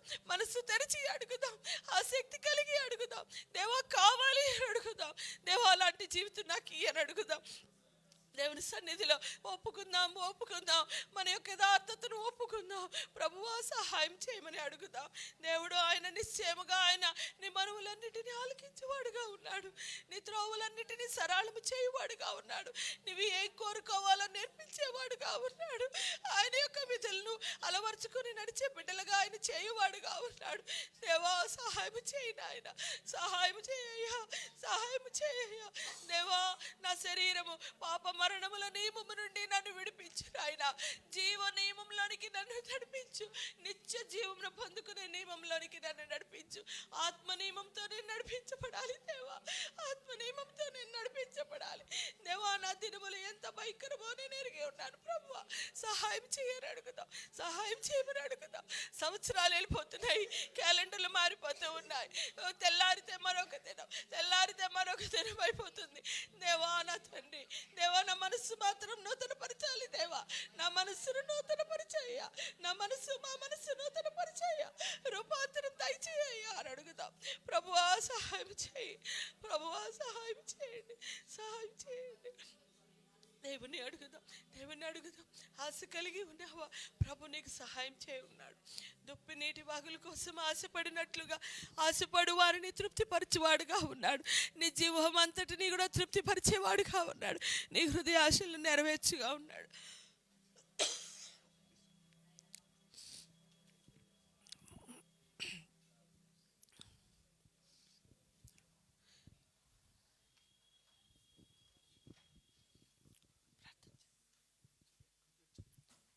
ప్రార్థన చేసుకుందాం. ఎందరైతే ఆయన నామాన్ని వెతుకుతారో నిశ్చయముగా ఆయన నీవు కోరుచున్న వాటిని, నీకు అక్కరగా ఉన్న వాటిని, ఏదైతే మేలై ఉన్నదో దానిని ఆయన మనకు అనుగ్రహించేవాడుగా ఉన్నాడు. ఎంతైనా నమ్మదగిన దేవుడు. మనము ఏ మార్గాన్ని ఎంచుకున్నామో అది ఎంతో ఉత్తమమైనది. తండ్రి నీకు స్తోత్రం చెల్లించుకుంటున్నాను ప్రభువా. ఆ తిన్నని మార్గంలోనైనా మాకు నడుచుట మాకు నేర్పించండి దేవా. ఏ క్షణంలో కూడా నీ చెయ్యి వదిలిపెట్టకుండా నాయన నీ వైపై చూస్తూ నాయన నడుచున్నట్లుగా మమ్మల్ని అందరినీ దీవించండి నాయన. స్థిరపరచండి ప్రభువా. అవసరమైనప్పుడు తండ్రి అని మొరపెట్టి, అవసరత లేనప్పుడు నువ్వెవరవో తెలియదన్నట్టు వెనక్కి వాగిపోయేవారుగా మేము ఉండకుండా నా ప్రభువా, ఎల్లప్పుడూ నీ చెయ్యి పట్టుకుని నడిచే బిడ్డలుగా మమ్మల్ని చేయండి ప్రభువా. నమ్మకమైన పాత్రలుగా మమ్మల్ని చేయండి దేవా. విశ్వాసముతో నింపబడిన పాత్రలుగా చేయండి దేవా. నీ కొరకు నాయన సిద్ధపరచబడిన ఘనమైన పాత్రలుగా, యజమానుడు వాడుకొనదగిన పాత్రలుగా మమ్మల్ని చేయండి. ఈ సంవత్సరం 2026 సంవత్సరంలో మా జీవితాలను నూతనపరచండి దేవా. మా మనస్సులను నూతనపరచండి దేవా. మాకు క్రొత్త మనస్సు దయచేయండి దేవా. ఆత్మయందు మమ్మల్ని పరిపూర్ణులుగా చేయండి నాయన. క్రీస్తును పోలి నడుచుకునేలాగా చేయమని వేడుకుంటున్నాను ప్రభా. ప్రతి ఒక్కరిని కూడా నా తండ్రి అట్టి రీతిగా బలపరచమని, మా ఈ కృతజ్ఞత స్తోత్రములను, మా యొక్క ప్రార్థనను అంగీకరించి నిశ్చయముగా మాకు దయచేస్తామని నమ్ముతూ కృతజ్ఞతాపూర్వకంగా యేసు నామములో ప్రార్థిస్తూ ఉన్నాము మా తండ్రి. ఆమేన్, ఆమేన్. హల్లెలూయా. కూర్చున్నాం. దేవుని నామానికి మహిమ కలుగును గాక.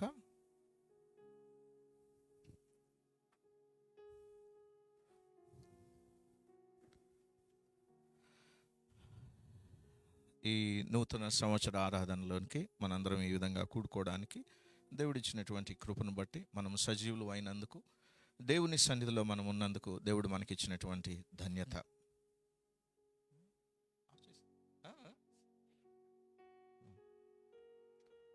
96వ కీర్తన.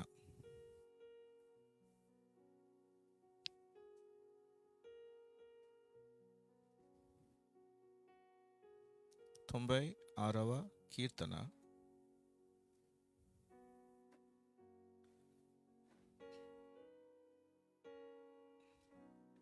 3వ వచనం.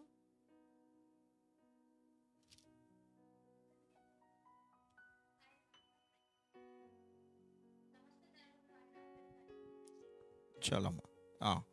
Declare his glory among the nations, his marvellous work among the people. మనందరికీ మనం ఇప్పుడు ఉన్నటువంటి టైమ్స్లో మనం వెకాబులరీని, పదాలని మార్చుకోవాల్సినటువంటి టైం ఇది. ఎందుకంటే ఈ వాక్యము కానీ లేదంటే బైబిల్లో రాయబడినటువంటి దాన్ని కనుక మీరు జాగ్రత్తగా డివైడ్ చేసుకుంటే ఇద్దరు వ్యక్తులు ఉంటారు. ఒకళ్ళు దేవునికి సంబంధించినటువంటి దేవుని వ్యక్తులు, ఇంకొకళ్ళకి దేవునికి సంబంధించినటువంటి వ్యక్తులు. అండ్ మన భాషలో మనం చెప్పుకోవాలి అని అంటే దేవునిని ఎరిగిన వారు, దేవునిని ఎరగని వారు, లేదంటే దేవునిని వెంబడించేవారు, దేవుణ్ణి. మేము ఇంతకు ముందు దేవుణ్ణి తెలియని వారు, దేవుణ్ణి వెంబడించిన వారుగా ఉన్నాము. ప్రభువు నమ్మిన తర్వాత ఇప్పుడు మేము దేవుణ్ణి వెంబడిస్తున్నామని మనం చెప్పినట్లయితే దేవుని వాక్యాన్ని వినే ప్రతి ఒక్కరికి కూడాను ఆ భాష అర్థం అవుద్ది.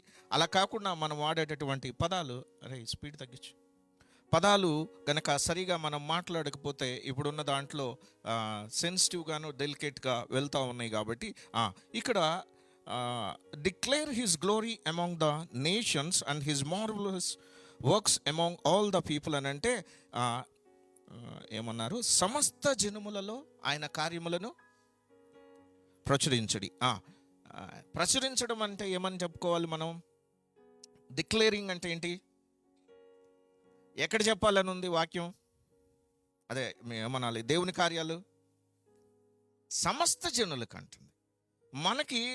మనకి సంఘంలోనే చెప్పడం రాదు, లేదనంటే చెప్పేవాళ్ళే చెప్తుంటారు, చెప్పని వాళ్ళకి చెప్పే అంశాలు ఉంటాయి కానీ మనం నేర్చుకోవాల్సినటువంటి విషయం ఏంటంటే ఇక్కడ చెప్తున్నది సమస్త జనములలో ఆయన ఆశ్చర్య కార్యములను ప్రచురించుడి. ఆమెన్, హల్లెలూయా. రెండవది ఈ వాక్యంలో మస్ట్గా చెప్తున్నటువంటి విషయం అంటే ప్రతి ఒక్కరికి కూడా వివరించబడి. ఏం వివరించాలి? ఎందుకంటే మనం చాలాసార్లు ఏం చేస్తాము అని అంటే చెప్పేవాళ్ళము బైబిల్లో వాక్యాలు ఎత్తిపట్టి వాళ్ళకి చెప్తాము, లేదంటే బైబిల్ జ్ఞానాన్ని వాళ్ళకి చెప్తా ఉంటాం. ఏది దేవుని తెలియని ప్రజలకి మనం చెప్పేది ఏంటంటే బైబిల్లో ఉన్నటువంటి రెఫరెన్స్లు చెప్తా ఉంటాం. అందుకే చాలాసార్లు వాళ్ళకి అర్థం కాదు. ఒకవేళ వాళ్ళకి భాష అర్థమైతే వాళ్ళకి అది అఫెండింగ్గా ఉంటుంది. ఒకవేళ అర్థమైనా కూడాను మనం చెప్పే గుడ్ న్యూస్లో గుడ్ అసలు అక్కడ ఉండనే ఉండదు. ఎందుకంటే మనం మాట్లాడే పద్ధతి, ఎంచుకునే భాష, ఎంచుకునే పదాలు అలా ఉంటాయి. కానీ గనక ఈ వాక్యంని గనక మీరు జాగ్రత్తగా చదివితే ఇక్కడ ఏమంటుందంటే దేవుని 3వ వచనం, దేవుని తెలియని ప్రజల్లో ఆయన మహిమను ప్రచురించుడి, సమస్త జనములలో ఆయన ఆశ్చర్య కార్యములను ప్రచురించుడి. ఈరోజు మనం ఏ కొత్త వ్యక్తి దగ్గరికైనా వెళ్ళినప్పుడు, ఏ కొత్త వ్యక్తికైనా దేవుణ్ణి పరిచయం చేయాలనుకున్నప్పుడు మనం చెప్పాల్సినటువంటి విషయాలు ఏంటంటే దేవుని యొక్క మహిమను కనపరిచేటటువంటి సంఘటనలు, విట్నెస్గా, సాక్షులుగా. అంటే మా జీవితంలో దేవుడు ఉండి ఇలా పనిచేశారు, లేదంటే మేము ప్రార్థించినప్పుడు ఇదిగో దేవుడు పలాని వ్యక్తి జీవితంలో అలాగా మనం దేవుణ్ణి పరిచయం చేయాలి. కానీ బైబుల్ రెఫరెన్సుల ద్వారా వాక్యాలను వాళ్ళకి పరిచయం చేయడానికి ప్రయత్నిస్తే ఇబ్బంది అవుతుంది. అందుకని మనము దేవుని పైగా ఇక్కడ చెప్పినటువంటి విషయం కూడా ఏమనుంది? 2వ వచనం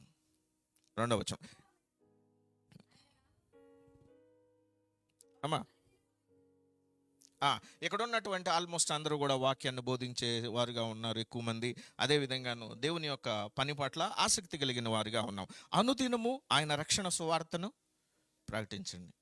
మనందరికీ తెలిసినటువంటి కొట్టిన పిండే ఏం ప్రకటించమని? రక్షణ సువార్తను ప్రకటించమని. మరి అప్పుడు వాళ్ళు ఏం ప్రకటించి ఉంటారు? ఇప్పుడైతే మన దగ్గర కొన్ని రిఫరెన్స్లు ఉన్నాయి. ఆల్రెడీ సేవకులుగా ఉన్నవాళ్ళు కొన్ని రిఫరెన్స్లు చెప్పారు కాబట్టి మనం వెళ్ళి అవి చెప్పేస్తే మనకి రక్షణ ఏమనాలి? సువార్త చెప్పినట్టు మన ఫీలింగ్. మరి ఇక్కడ ఏంటి? దేవుని మహిమను కనపరిచేటటువంటి వాటిని మనము వ్యక్తీకరించినప్పుడు అవి మన జీవితాలలో జరిగినాయి అన్నప్పుడు దానికి వాళ్ళకి సాక్ష్యం, వాళ్ళకి ఎక్స్ప్లెయిన్ చేయని అవసరం లేదు, దేవుడు సజీవుడని. ఆమేన్, హల్లెలూయా. అందుకని మనము ఇక్కడ చెప్తున్నటువంటి విషయం ఏంటంటే, మీరు ఇవాంజలిస్ట్లా సువార్త చెప్పండి అని ఇక్కడ చెప్పట్లేదు. సమస్త జనములలో ప్రతి ఒక్కరము కూడా ఆయన కార్యములను వివరించాలి. ఎప్పుడెప్పుడు? క్రిస్మస్ సీజన్లోను, లేదంటే ఈస్టర్ సీజన్లో కాదు. ఇక్కడ ఏమనుంది అని అంటే అనుదినము ఆయన యొక్క అందుకనే ఇంగ్లీష్లో ఏమంటే, Singh to the lord, bless his name, tell his salvation from the day to day. ఆయన యొక్క అంటే ఎలా చెప్పాలి, ఆయన యొక్క డే టు డేలో ఆయన ఏ విధంగా మన జీవితాల్లో ఉండారో వివరించమని చెప్తా ఉంది. అంతేనా ఈ వాక్యం అర్థం? లేదంటే వేరుగా ఉందా? కానీ మీరు కనుక ఎప్పుడైనా దేవుని వాక్యాన్ని ప్రకటించాలనుకుంటున్న వాళ్ళందరూ మాత్రం మనకి అందరూ అడిగేటటువంటి వాక్యాల్లో నుంచి ఎత్తి, ఏమండి మాకు కొద్దిగా నోట్స్ కానీ ఏమన్నా ఇస్తే మేము అది వాళ్ళకి చెప్తామండి, మేము వివరిస్తామని. కానీ ఈ వాక్యాలు మన పైగా ఇక్కడ ఒక మాట స్టార్టింగ్ ఏముందంటే, యెహోవా మీద క్రొత్త కీర్తన పాడుడి, సర్వజనులారా యెహోవా మీద పాడుడి. యెహోవా మీద కొత్త కీర్తన పాడమని ఎలా చెప్తున్నారు ఇక్కడ? ఏమా ఎందుకని కొత్త పాట అంటున్నారు? ఇప్పుడు కొంతమంది మనకు వర్షిప్ సింగర్స్ ఉన్నారు, లేదంటే ఆల్బమ్స్ చేసేవాళ్ళు ఉన్నారు. వాళ్ళు ఏం చేస్తారు అని అంటే, ప్రతి సంవత్సరం లేదంటే వాళ్ళకి అవకాశం ఉంటే 6 నెలలకో లేదంటే మొత్తానికి కొత్త కీర్తన. ప్రభు చెప్తున్నటువంటివి దాన్ని కాదు, ఆల్బమ్స్ రిలీజ్ గురించి కాదు ఇక్కడ చెప్తున్నది. ఇక్కడ ఏమంటుందంటే, ప్రతి దినము ఆయన రక్షణ నీ జీవితంలో ఏ విధంగా ఉందో, రక్షణ is nothing but how God is working in our lives every day. ప్రతి దినము ప్రభు మన జీవితాల్లో ఉండి ఎలా పనిచేస్తున్నాడు అన్నటువంటి సంగతులను కీర్తనలుగా వివరించమని ఇక్కడ చెప్తున్నట్టు. అందుకనే ఎవ్రీడే దేవుడు నా జీవితంలో ఈరోజు ఎలా ఉన్నాడు, ఎలా పనిచేశాడు అని అంటే, అప్పుడు నేను నడిచే దారంతటిలో కూడా నా దేవునికి సంబంధించినటువంటి కీర్తనలు నేను పాడుకుంటా వెళ్తానని భక్తుడు చెప్పేటటువంటి మాట కూడా ఒక కీర్తనగా ఉంటుంది. అందుకని మనము దేవుని వాక్యాన్ని మన జీవితాల్లో ఎలా తీసుకోవాలి అని అంటే, అది మన జీవితంలో ఒక ప్రిన్సిపల్ లాగా అప్లికబిలిటీలోకి తీసుకోవాలి. అదేవిధంగాను ఈ సంవత్సరం మనం సంఘం ద్వారా నేర్చుకోవాలనుకుంటున్నటువంటిది అంటే దాన్ని ఎక్కువగా మనం స్ట్రెస్ అయినది, లేదంటే ఎంఫసైజ్ అంటే వివరించుకున్నటువంటి సంగతి ఏంటి అని అంటే, రోమన్స్ 8, రోమీలకు రాసిన పత్రిక 8వ వచనం.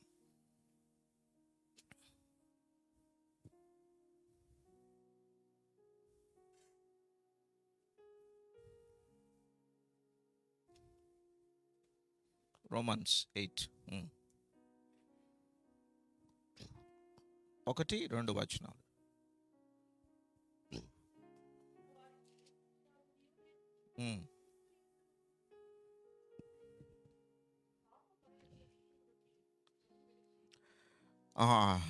చాలా మంది అంతే. There is therefore now no condemnation for those who are in Christ Jesus, for the law of the Spirit of life has set you free in the Christ Jesus. ఇక్కడ ఒక మాట అన్నాడు, ఏమనంటే ఆత్మ యొక్క నియమము. ఆమేన్, హల్లెలూయా. ఆత్మ యొక్క నియమాన్ని ఇంగ్లీష్లో ఏమంటున్నారంటే, it is the law of spirit. ఏమిటి అంటున్నాడు? లా ఆఫ్ స్పిరిట్ అంటే మనం సైన్స్లో చదువుకుంటాం, ఫార్ములాస్ మ్యాథమెటిక్స్లో చదువుకుంటాం. ఫార్ములాస్కి లేదంటే ఏమనాలి, లాస్ అంటే సూత్రాలకి ఉన్నటువంటి ప్రత్యేకత ఏంటి? లాస్ అండ్ ఏమనాలి, సూత్రాలకి. ఏమా అవన్నీ కూడాను అలాగే పనిచేస్తాయి. ఒక సూత్రం ఉందంటే దాన్ని బేస్ చేసుకునే పనిచేస్తుంది. ఏమనాలి, ఆ ఫార్ములా ఉందంటే నీకు ఆ ఫార్ములా తెలిస్తే చాలు, ఏ సమస్య ఇచ్చినా కూడాను నువ్వు ఫార్ములాని తెలిస్తే నీకు సరిపోద్ది. అందుకని మ్యాథమెటిక్స్లోనేమో ఫార్ములాస్ నేర్పుతారు, సైన్స్లోనేమో లాస్ నేర్పుతారు. ఇక్కడ బైబిల్ కూడా సేమ్ అదే మాట్లాడుతుంది. ఏమంటుంది? క్రీస్తు యేసునందు జీవము ఇచ్చు ఆత్మ యొక్క నియమము. ఇక్కడ 2 విషయాలు మనం అండర్లైన్ చేసుకోవాలా. మనకు కూడా ఒకలా ఉంది, అదేంటంటే లా ఆఫ్ ద స్పిరిట్, ఆత్మ యొక్క నియమము. మనం కూడా ఎప్పుడైతే మన జీవితాలలో నేను కూడా ప్రిన్సిపల్స్, లేదంటే నేను కూడా లాస్, నేను కూడా నియమమును అనుసరించి బ్రతుకుతానని నువ్వు తీసుకునేటటువంటి నిర్ణయము, నువ్వు ఆ లాను అనుసరిస్తే చాలు. నువ్వు ఆ ప్రిన్సిపల్ అనుసరిస్తే చాలు. మనకు తెలిసినటువంటి లా ఏంటి? మనకు తెలిసినటువంటి ఏమనాలి, లా అంటే ధర్మశాస్త్రం మనకు తెలుసు. మనకేం తెలుసు? ధర్మశాస్త్రం తెలుసు. కానీ ఇక్కడేమంటున్నాడు? లా ఆఫ్ స్పిరిట్ అంటే ఆత్మ నియమము. అంటే మన మైండ్ అంతా, మన ఫోకస్ అంతా లా నుంచి, అంటే ధర్మశాస్త్రం నుంచి మనం ఎటువైపు తిప్పాలి అని అంటే ఆత్మ నియమము. ఆమెన్, హల్లెలూయా. ధర్మశాస్త్రం మనకేమని చెప్తుంది? మనం నీతిమంతులు అంటే శరీర కార్యాలను మనము చేయకపోయినట్లయితే మనము నీతిమంతులమని చెప్తా ఉంటుంది. ఆత్మ నియమం ఏమని చెప్తుంది? మనం ఎలాగ నీతిమంతులమే? వాక్యం చెప్పేవాళ్ళు లేదనంటే సువార్త బోధించేవాళ్ళు అందరూ చెప్పాలి. ఈ రెఫరెన్స్ కూడా మనకు తెలియాలి. మనం నీతిమంతులం ఎలాగంటున్నా ఏమ్మా? మనము క్రీస్తు యేసునందు విశ్వాసము ద్వారా నీతిమంతులమైతిమి. ఆమేన్, హల్లెలూయా. కానీ పాత దాని ప్రకారం అయితే మన క్రియలను బట్టి మనము నీతిమంతులమైతే, ఈ ఆత్మ నియమం మనల్ని ఏం చేస్తుంది అంటే మన బుర్రలో మనం ఆలోచించేదానికి బైబిల్లో ఉన్నటువంటి ఆత్మ నియమం రెండు వేరువేరుగా ఉన్నాయి. అప్పుడు నువ్వు దేన్ని వెంబడించాలి? ఆత్మ నియమాన్నా లేదనంటే ధర్మశాస్త్రాన్న? ఆత్మ నియమాన్ని. ఎందుకోసం అనంటే నిన్ను నీతిమంతుడుగా చేసేది, ఎంచేది దేవుని దృష్టిలో దేవుని యందు విశ్వాసము. ఆమేన్, హల్లెలూయా. అన్నిటికీ మించి ఇక్కడ ఉన్నటువంటి పైగా ఇక్కడ ఒక మాట అన్నాడు. ఏమన్నాడు? క్రీస్తు యేసునందు జీవమునిచ్చు. ఆత్మ నియమం మనకేమిస్తుంది? జీవం ఇస్తుంది. ఆమేన్, హల్లెలూయా. కానీ ఈరోజు మనం దేవుణ్ణి వెంబడించడం అన్నా, దేవుని మాట వినడం అన్నా మనకు చాలాసార్లు ఎలాగ అనిపిస్తుంది అని అంటే చేయడం చాలా కష్టం అండి అని. ఏంటి చేయడం కష్టం అండి అని. నువ్వు నియమాన్ని పాటిస్తున్నావా, ధర్మశాస్త్రాన్ని పాటిస్తున్నావా అన్న దానికి గుర్తు ఏంటంటే ఇది చేస్తే చాలా కష్టం అండి. కానీ నియమాన్ని పాటించినప్పుడు నీకు ఎలా ఉంటుందో తెలుసా? నేను ఇది చేస్తాను ఎందుకంటే నా దేవుడికి నచ్చిద్ది కాబట్టి. నియమము నిన్ను చేయడానికి ముందుకు నడిపిస్తే ధర్మశాస్త్రం ఏం చేస్తుంది అని అంటే నువ్వు ఇది చేయకపోతే నువ్వు దేవునితో కరెక్ట్గా ఉన్నట్టు కాదు, నువ్వు ఇది చేయకపోతే లేదంటే ఇది చేయిస్తే నువ్వు చెడ్డవాడివి, ఇది చేస్తే నువ్వు దేవునికి అంగీకారం కాదు అన్నట్లుగా మనం ఏం చేస్తామంటే భక్తి అంతా కూడా ధర్మశాస్త్రాన్ని బేస్ చేసుకునే ఈ రోజుకి నడుస్తూ ఉంది. కానీ ఆత్మ నియమం నిన్నేం చేస్తుంది అని అంటే దేవునిని ప్రేమించేవారిగా చేస్తుంది. ఆమేన్, హల్లెలూయా.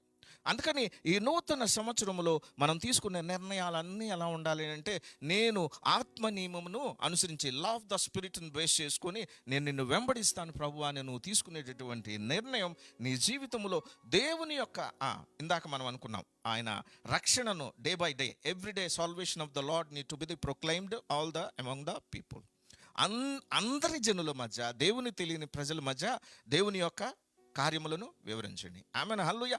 మరి మనం నేర్చుకునేటటువంటి ఏమనాలి ధర్మశాస్త్రానుసారమైన భక్తి జీవితంలో ఏముంటుంది? నువ్వు ఈరోజు ఎంత పాపం చేయకుండా ఉన్నావు? ఏంటి నువ్వు ఈరోజు ఎంత పాపం చేయకుండా ఉన్నావు?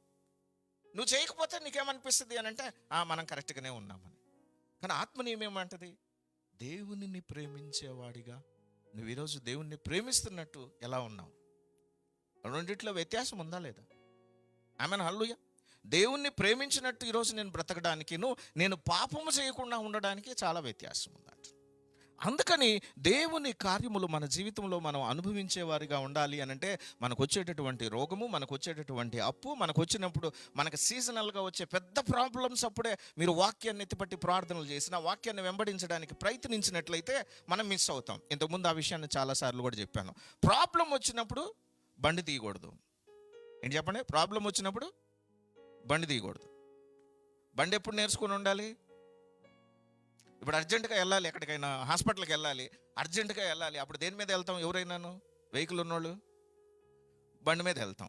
సో ఎవరైనా అని చెప్తాం, ఏమండి అర్జెంటుగా పని ఉంటే మీరు ఆ బండి వేసుకెళ్ళండి అని చెప్తాం. అప్పుడు ఎప్పుడు బండి వచ్చి ఎప్పుడు ఉండాలి? ముందే వచ్చి ఉండాలి. విశ్వాస జీవితం కూడా అంతే.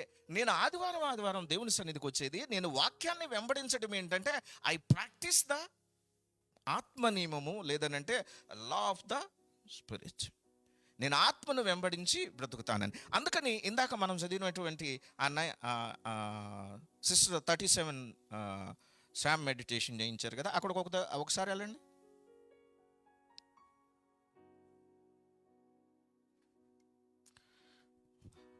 ముప్పై 37వ కీర్తన 4-5 వచనాలు. యెహోవాను బట్టి సంతోషించుము, ఆయన నీ హృదయ వాంఛలను తీర్చును, నీ మార్గమును యెహోవాకు అప్పగించుము, నీవు ఆయనను నమ్ముకొనుము, ఆయన నీ కార్యము. ఆమెన్, హల్లెలూయా. ఇక్కడ ఒక మాట అంటుంది, ఏమంటుంది? యెహోవాను బట్టి సంతోషించుము, ఆయన నీ హృదయ వాంఛలను తీర్చును, నీ మార్గమును యెహోవాకు అప్పగించుము, నీవు ఆయనను నమ్ముకును, ఆయన నీ కార్యమును. ఈ విషయాన్ని మనం ఎప్పుడు చేస్తాం? ఈ వాక్యాన్ని మనం ఓన్లీ పెద్ద పెద్ద డిఫికల్ట్ టైమ్స్ వచ్చినప్పుడు తప్పితే ఎవ్రీడే లైఫ్లో ఈ విషయాన్ని మనం చేయము. ఏమని? నేను దేవుడిని బట్టి సంతోషిస్తాను. ఆమెన్, హల్లెలూయా. ఎవ్రీడే నేను దేవుడిని బట్టి. ఇంకొకటి, అన్నిటికీ మించి నీ మార్గము యెహోవాకు అప్పగించుకొనుము, నీవు ఆయనను నమ్ముకొనుము, నీ కార్యమైన సఫలము చేయను. అదేవిధంగాను కిందాక 23వ వచనం, ఒకని నడత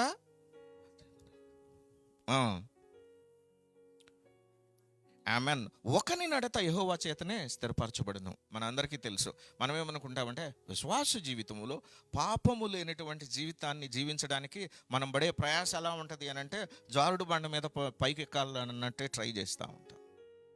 అందుకని వాక్యం ఏముంటుందంటే, మీరు ఆత్మను పొందుకొని ఉన్నప్పుడు అపోస్తల కార్యము 2:8లో ఏమని ఉంటుందంటే, మీ మీదకు పరిశుద్ధాత్మ దిగి వచ్చినప్పుడు మీరు శక్తిని పొందెదరు, భూదిగంతముల వరకు మీరు నాకు సాక్షులై ఉందరు. ఆమెన్, హల్లెలూయా. అంటే మనము దేవునికి సాక్షులై ఉంటే పరిశుద్ధాత్మ దేవుని యొక్క సహాయము, ఆయన శక్తిని ఆధారం చేసుకునే ఉండగలుగుతాం. కానీ మన శరీరమును అనుసరించి మనం చేసేటటువంటి కంట్రోల్ అనేది పనిచేయదు. అందుకనే ప్రభుకి అప్పగించుకోవాలి. ఒకని నడత యెహోవా వలన. 24వ వచనం, యెహోవా అతను చేయి పట్టుకున్నాడు గనుక అతను నేల పడినను లేవలేక ఉండడు. ఈ వాక్యం ఏమంటుంది అని అంటే, పోయిన వారమే అనుకుంటా మనం నేర్చుకున్నాం ఏంటి అని అంటే, దేవుణ్ణి వెంబడించినటువంటి రైచియస్ పీపులే, నీతిమంతుడు పడినను తిరిగి లేచును. ఎందుకు అని అంటే, నీతిమంతుడు కాకపోయినట్లయితే పడిపోతాడు కానీ మళ్ళీ తిరిగి లేవడం ఉండదు. కానీ 7 మార్లు లేదనంటే ఎన్ని మార్లు అయినా కూడాను ఒక నిలబడిన వాళ్ళు మాత్రమే పడిపోయే ఆస్కారం ఉంది. అందుకని ఈ వాక్యాన్ని చూసినా కూడాను అతడు నేల పడినను లేవలేక ఉండడు అని అంటే డెఫినెట్గా.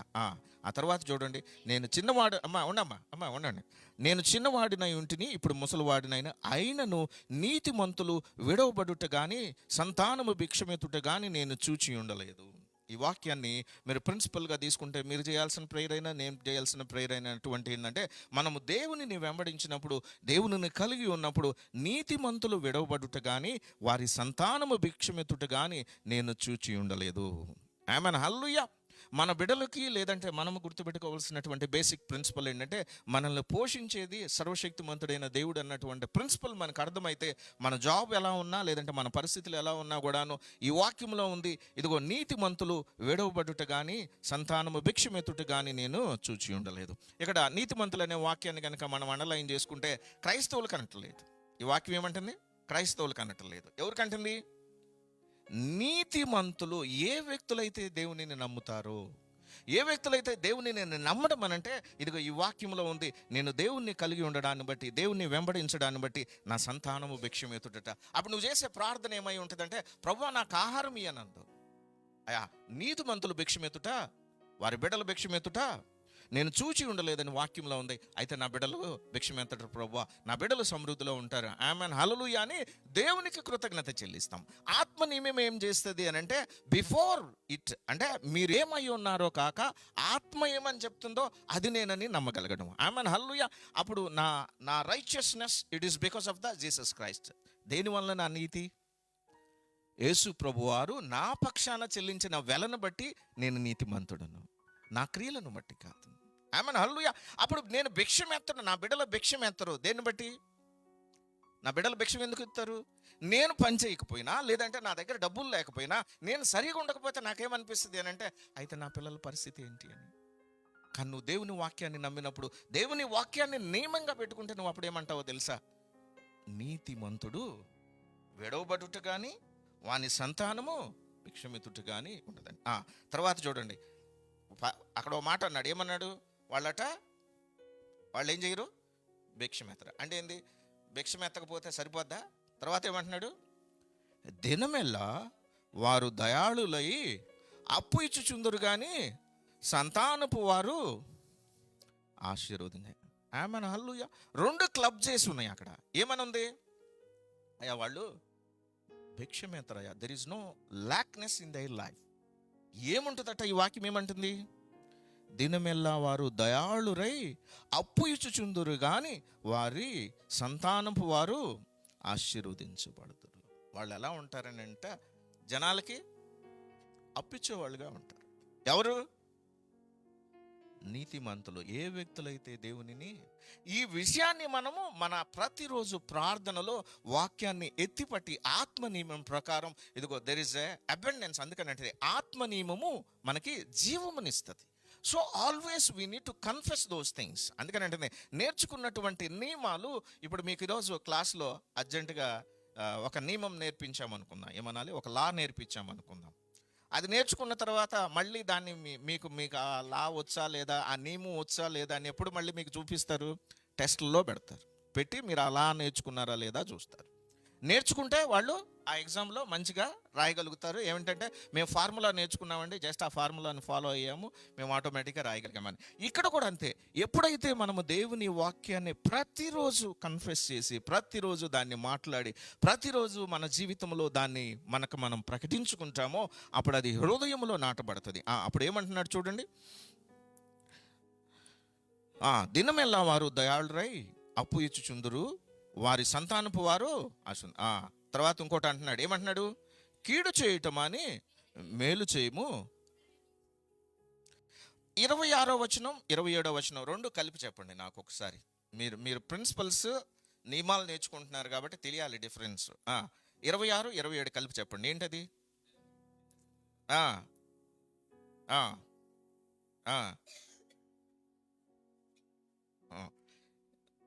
26, 27 కలిపి చెప్పండి అంటున్నాను నాకు.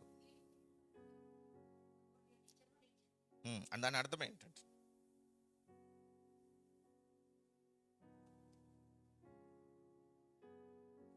తొందరగా నేను మీకు నేర్పించాలనుకుంటున్నాను, అందుకు మీరు దాన్ని చెప్పాలి అని అడుగుతున్నాను అంటున్నాను. ఆమెను హల్లెలూయా. నువ్వు దేవుడు పైన మీకు అందరికి తెలియవచ్చు కదా, అక్కడ ఏమన్నారు? దినమెల్లా వారు దయాళుడయ్యా అంటే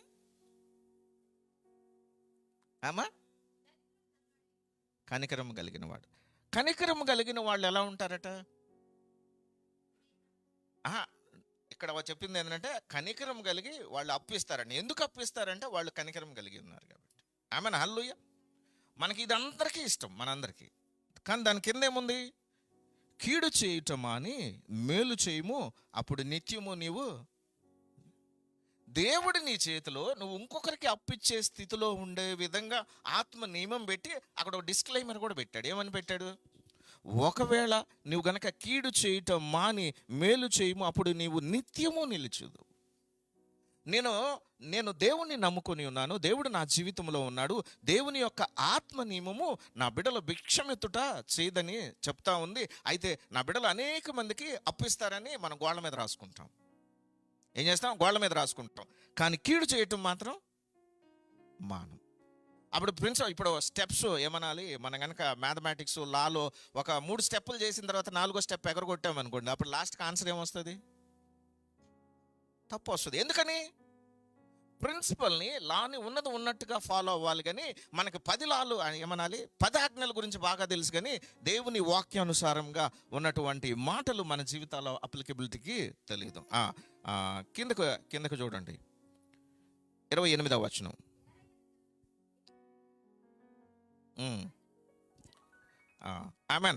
29వ వచనం అందరం పైకి చదువుకుందాం.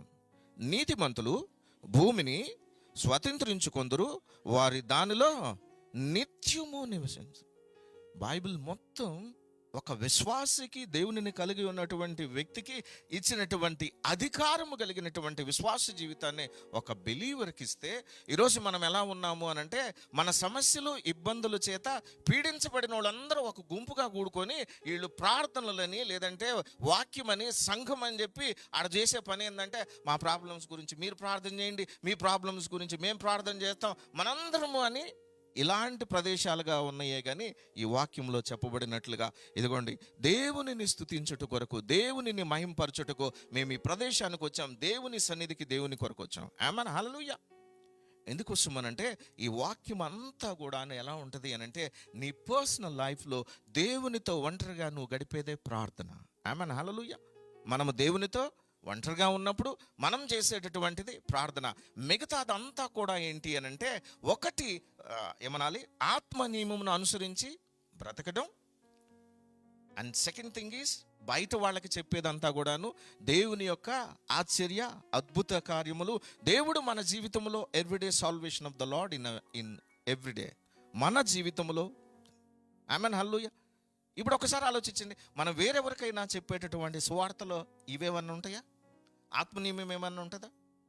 అయా, మీరు కనుక దేవునిని నమ్మి దేవుడిని విశ్వసించినప్పుడు దేవుడు నీ జీవితంలో ఉంటాడు, దేవుడు ఇదిగో నియమం ఇలా చెప్తుందని ఉంటుందా? అయ్యా, మీరేం చేస్తారు? ఆదివారం వాక్యం వింటారు కదా, ఎందుకోసం వింటున్నారు అని అంటే, ఇదిగోండి మేము ఆత్మ నియమంను అనుసరించి ఎలా నడవాలో నేర్చుకుంటాము ఆదివారం, దాన్ని మా జీవితంలో మేము ప్రాక్టీస్ చేస్తాం. అయితే మీరేం చెప్తున్నారంటే, దేవుడు సజీవుడై ఉన్నాడు, he still working in our life, మన జీవితాల్లో పనిచేస్తున్నాడని మీరు ఎవరికి చెప్తే దాన్ని ఎవరు రిసీవ్ చేసుకోవడానికి ఇష్టపడరు. కానీ మనం చెప్పేటటువంటి మాటలన్నీ ఎలా ఉంటాయి అంటే, నియమాలు ఆత్మానుసారమైనటువంటి దానికంటే మనం చెప్పేది ఎలా ఉంటుంది? కొంతమంది అభ్యంతర పడవచ్చు, కానీ మీరు పాపులు, యేసు ప్రభు మిమ్మల్ని పాపం నుంచి రక్షించడానికి వచ్చారని చెప్తారు. ఇందులో నియమం లేదు, ఇందులో ప్రిన్సిపల్ లేదు, ఇందులో దేవుని యొక్క మహిమ, కనీసం ఆ విషయంలోనైనా దేవుడు నిన్ను ప్రేమిస్తున్నాడనన్నా చెప్తామా అని అంటే, ముందు ఈ మాట చెప్తాం. వాళ్ళు ఎవరో మనకు చెప్పినటువంటి నేర్చుకున్న పద్ధతుల్లో ఎలా ఉంది అని అంటే, దేవుని యొక్క మాట, దేవుని యొక్క వార్త శుభవార్తలాగా చెప్పాల్సినటువంటి మనము మతపరమైనటువంటి వృద్ధుల్లో ఎలాంటివి నేర్చుకున్నాము అని అంటే, ఎలాగైనా యేసు ప్రభువుకు సంబంధించినటువంటి రెఫరెన్స్లు, ఇన్ఫర్మేషన్ వాళ్ళకి చెప్పాలి. కానీ ఈరోజు వాక్యంలో నుంచి దేవుడు నీకు నాకు ఇస్తున్నటువంటి మాట ఏంటంటే, ప్రతిదినము, ఇందాక మనం నేర్చుకున్నటువంటి 37వ కీర్తన కానీ 96వ కీర్తన కానీ అక్కడేమంటే, ప్రతిదినము దేవునికి కొత్త కీర్తన పాడుడి. దేవుడు నీ జీవితంలో ప్రతిరోజు దేవుడు కార్యాలు చేస్తాడు. ఆమేన్, హల్లెలూయా. దేవుడు సీజనల్గా అప్పుడప్పుడు చేసేవాడు కాదు. సీజనల్ అంటే నా ఉద్దేశం, ఎప్పుడో మనకి పెళ్ళి, ఎప్పుడో ఏమనాలి, జీవితంలో ఎన్నిసార్లు వస్తుందిరా పెళ్ళి అవకాశం? ఈ మధ్య ఫ్రీక్వెంట్గా వస్తున్నట్టుంది, కానీ అదర్వైజ్ ఎన్నిసార్లు వస్తుంది? ఒకసారి. ఉద్యోగం కూడాను ఒకసారి. ఏమ్మా మీ ఆయన చూస్తున్నారు ఎందుకు మీరు? ఉద్యోగం కూడా ఒకసారి, ప్రమోషన్ కూడాను ఒకసారి, లేదనంటే దేవునికి సంబంధించినటువంటి ఇంపార్టెంట్ థింగ్స్ అన్నీ కూడాను ఒక్కసారే మనం దేవుణ్ణి అడుగుతూ ఉంటాం. కానీ మరి దేవుడు ప్రతిదినము మన జీవితంలో పనిచేయాలనుకుంటున్నారు. దేవుని యొక్క మహిమ మన జీవితంలో ప్రతిదినము చూడాలనుకుంటున్నాను. అప్పుడు నేను చేయాల్సినటువంటి ప్రార్థన ఏమై ఉండాలి అంటే, ఆత్మ నియమంను అనుసరించి నేను బ్రతికే విధంగా నాకు సహాయం చెయ్యి ప్రభువా.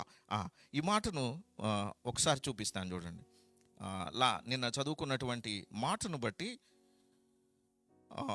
రోమన్స్ 15, రోమీలకు రాసిన పత్రిక 15వ అధ్యాయం.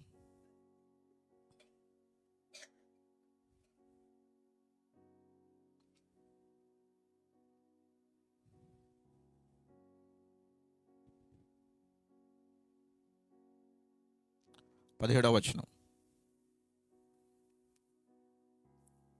రోమీలకు రాసిన పత్రిక 15వ అధ్యాయం. కాగా క్రీస్తు యేసును బట్టి దేవుని విషయమైన సంగతులలో, ఆమేన్,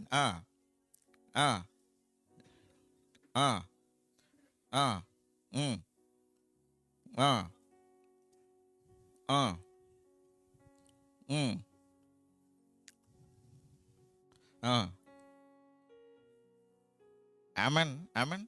పౌలు చెప్పినటువంటి సువార్త ఎలా ఉందో తెలుసా? మీకు అర్థమవుతుందా? మనం చెప్పేదానికి, మనం అనుకుంటున్న దానికి, ఇక్కడ చెప్పబడుతున్నటువంటి మాటలకు ఉన్నటువంటి వ్యత్యాసం ఏమంటున్నాడు చెప్పండి? ఒక మాట అంటున్నాడు, నేను అండర్లైన్ చేసుకోవాల్సినటువంటి విషయం. మరి దేనిని గూర్చి మాట్లాడా తెగింపును అంటున్నాడు. అంటే ఏ విషయాలు చెప్తాడట? దేవుని తెలియనటువంటి ప్రజలు విధేయులగునట్లు. ఈ వాక్యము మనం వివరించినప్పుడు వాక్యము ఉద్దేశం ఏంటంటే, దేవుని తెలియని ప్రజలు దేవుని మాటకు విధేయులగునట్లు ఏమంటున్నాడు? వాక్యము చేతను, క్రియ చేతను, గురుతుల బలము చేతను, మహత్కార్యముల బలము చేతను, పరిశుద్ధాత్మ బలము చేతను, క్రీస్తు నా ద్వారా చేయించిన వాటిని కూర్చియే గాని మరి దేనిని గూర్చి నేను పౌలు చెప్తున్నటువంటి శుభవార్త నిజంగానే అప్పుడు విన్న వాళ్ళందరికీ నిజంగానే శుభవార్త. అప్పుడు నేను దేవుని వాక్యాన్ని, దేవుని పరిచయం చేయాలనుకుంటే దానికి పెద్ద బైబిల్ జ్ఞానం అవసరం లేదు. దేవుని వాక్యములో ఉన్నటువంటి భక్తుల జీవితాల్లో దేవుడు ఏ విధంగా ఆ రోజు పనిచేశారు, అదే రీతిలో ఒకవేళ నీ జీవితంలో ఆల్రెడీ దేవుడు పనిచేసినటువంటి, దేవుడు ఉన్నటువంటి, ఇదిగో ఒకప్పుడు దేవుని తెలియనప్పుడు నేను ఇలా బ్రతికేవాడిని, ఈరోజు ఇలా ఉన్నాను, లేదంటే ఒకప్పుడు దేవుడు తెలియనటువంటి సమయంలో మేము ఇలాంటి పరిస్థితిలో ఉన్నప్పుడు దేవుని అద్భుతాన్ని బట్టి మేము ఇదిగో ఆ సమస్య నుంచి ఇలా బయటకు వచ్చాం. ఎవ్రీథింగ్, ప్రతిదీ కూడా దేవుని మహిమను, దేవుని కార్యమును వివరించేదిగా ఉండే విధంగానే చూసుకోవాలని. పైగా దీని యొక్క ఎండ్ రిజల్ట్ ఏమంటున్నాడు తెలుసా? 18-19 అనమాట. దేవుని, అందుకని అంటుంది మనం నేర్చుకోవాల్సినటువంటి పదాన్ని, వెకాబులరీని నేను అక్కడ చదువుతున్నాను. దేవుని తెలియనటువంటి ప్రజలు విధేయులగినట్లు. ఆమేన్, హల్లెలూయా.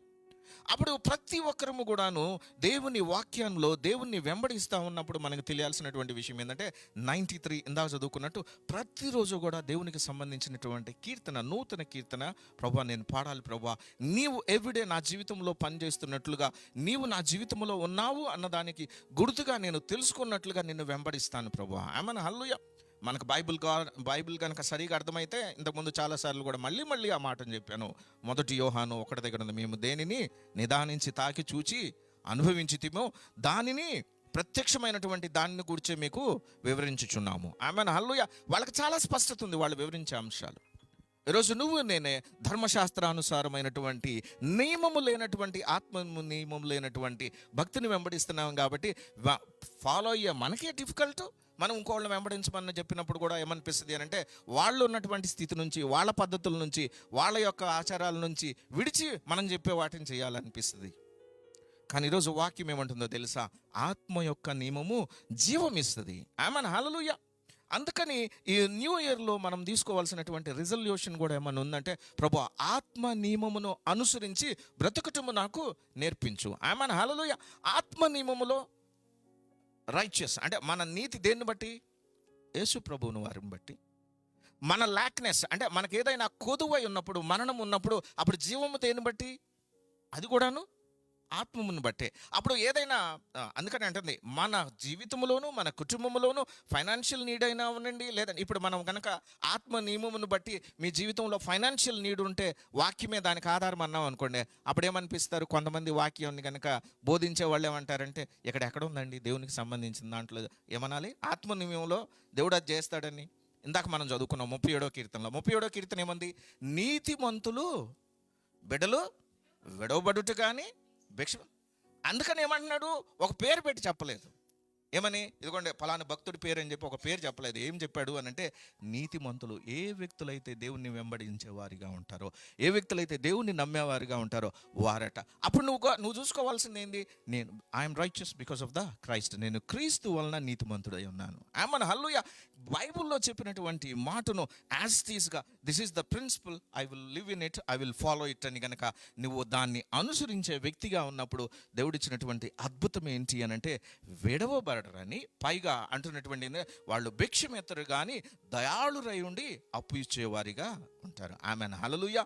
అంతేకాదు, మనము కీడు చేయుట మాని నిత్యము నిలిచి ఉందము. నాట్ ఓన్లీ దట్, మన మీదకి వ్యక్తులు ఎదురొచ్చిన, మనతోటి వారు లేదంటే మనతో ఉన్నవారు ఎవరు మనకు వ్యతిరేకంగా చేసినప్పుడు కూడా మనం ప్రవర్తించే పద్ధతి ఎలా ఉంటుంది అని అంటే, నేను రైచియస్, నేను నీతిమంతుడిని కాబట్టి I don't do harm to them. అందుకనే మీరు కీడుకు ప్రతి కీడు, మీరు ఆశీర్వాదమునకు వారసులుగా పిలువబడితే గనక కీడుకు ప్రతి కీడు చేయక.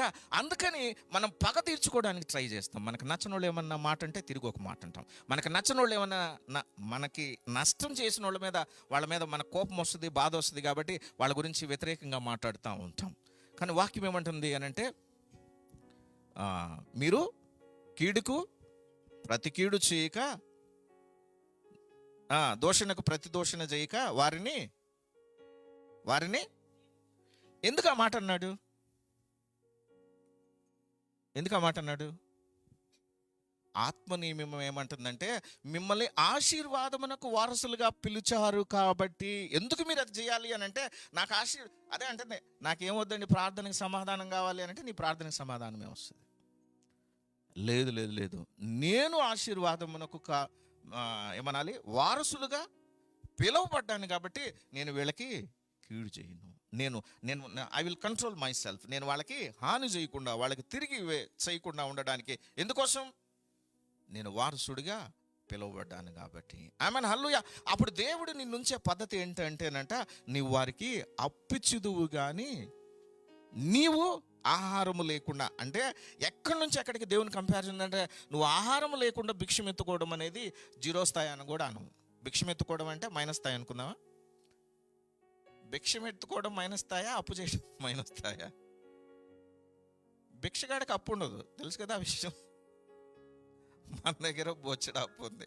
సో నాకేమనిపిస్తుంది అని అంటే, వాడికి అప్పు లేదు, మనకి అప్పు ఉంది. మరి అప్పుడు ఎవరు మైనస్లో ఉన్నారంటున్నా? అప్పున్నోడే. మనకేమనిపిస్తుంది, భిక్షగాడు కింద ఉన్నాడు అనుకుంటున్నా. వాక్యం ఏమంటుంది అంటే, వారు భిక్షమెత్తరు కానీ ఏమంటుంది, అప్పులు పాలవుతారంటున్నా, అప్పు ఇస్తారంటుంది. అప్పుడు ఆత్మ నియమం బట్టి నేను చేసే ప్రేయర్ ఎలా ఉన్నట్టే, ప్రభువా ఆత్మ నియమం ప్రకారం నీతిమంతుడిగా నీ యందు విశ్వాసంతో నేను ఉంటాను. Maybe today there is a lackness in this moment. నేను ఈ సమయంలో దెర్ ఇస్ ఎ లాక్నెస్, నాకు ఏమనాలి, లేమి ఉంది, లేదంటే నాకు పేదరికం ఉంది, లేదంటే నా దగ్గర ఈరోజు, బట్ ఐఎమ్ నాట్ పూర్. నేను ఎందుకు? నన్ను బట్టి కాదు నా రైచియస్నెస్, నన్ను బట్టి కాదు నా నీతి, నా ప్రభువుని బట్టి. దెన్ దేన్ని బట్టి అప్పుడు నేను ఐశ్వర్యవంతుడిని, దేన్ని బట్టి నేను అప్పిచ్చేవాడిగా ఉంటాను? దేవునిని బట్టి. హల్లెలూయా. నువ్వు ఆత్మ నియమమును నీ బుర్రలో, అందుకని అంటుంది, మన సాఫ్ట్వేర్ అప్డేట్లు అన్నీ చేయించుకుంటాం. మన దగ్గర ఉన్న ఫోన్లన్నీ కూడా, ఇప్పుడు ఇక్కడ ఉన్న వాళ్ళలో కీప్యాడ్ ఫోన్ అంటున్నారు ఎవరు, ఒకసారి చూపించండి. ఎవరు వాడట్లేదా? ఎందుకని? అందరూ కూడా వాడిని చూసి వీడిని చూసి లేటెస్ట్ ఫోన్లు, ఇంకా డబ్బులు లేకపోయినా కూడాను ఇందాక మనం అనుకున్నట్టే అప్పు చేసి ఈఎంఐ కట్టి మరి పెద్ద ఫోన్లు కొనేసుకుంటున్నాం. మన ఉద్దేశం ఏంటంటే అప్డేట్ అవ్వాలని.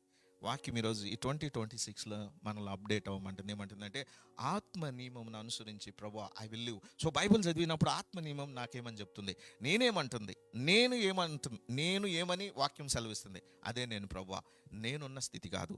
క్లోజింగ్ వర్డ్ చెప్పి I will close it. Romans 4.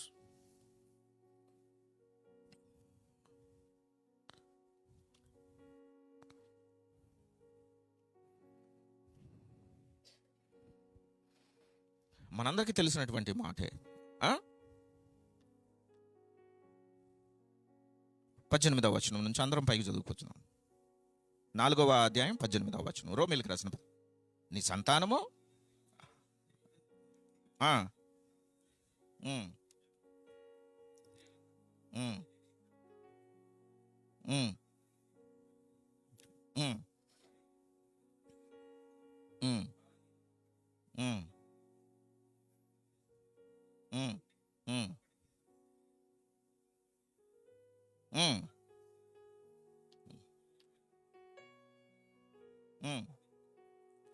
దేవుని వాగ్దానమును సందేహింపక దేవుని మహిమపరిచి ఆయన వాగ్దానము చేసిన దాన్ని నెరవేర్చుటకు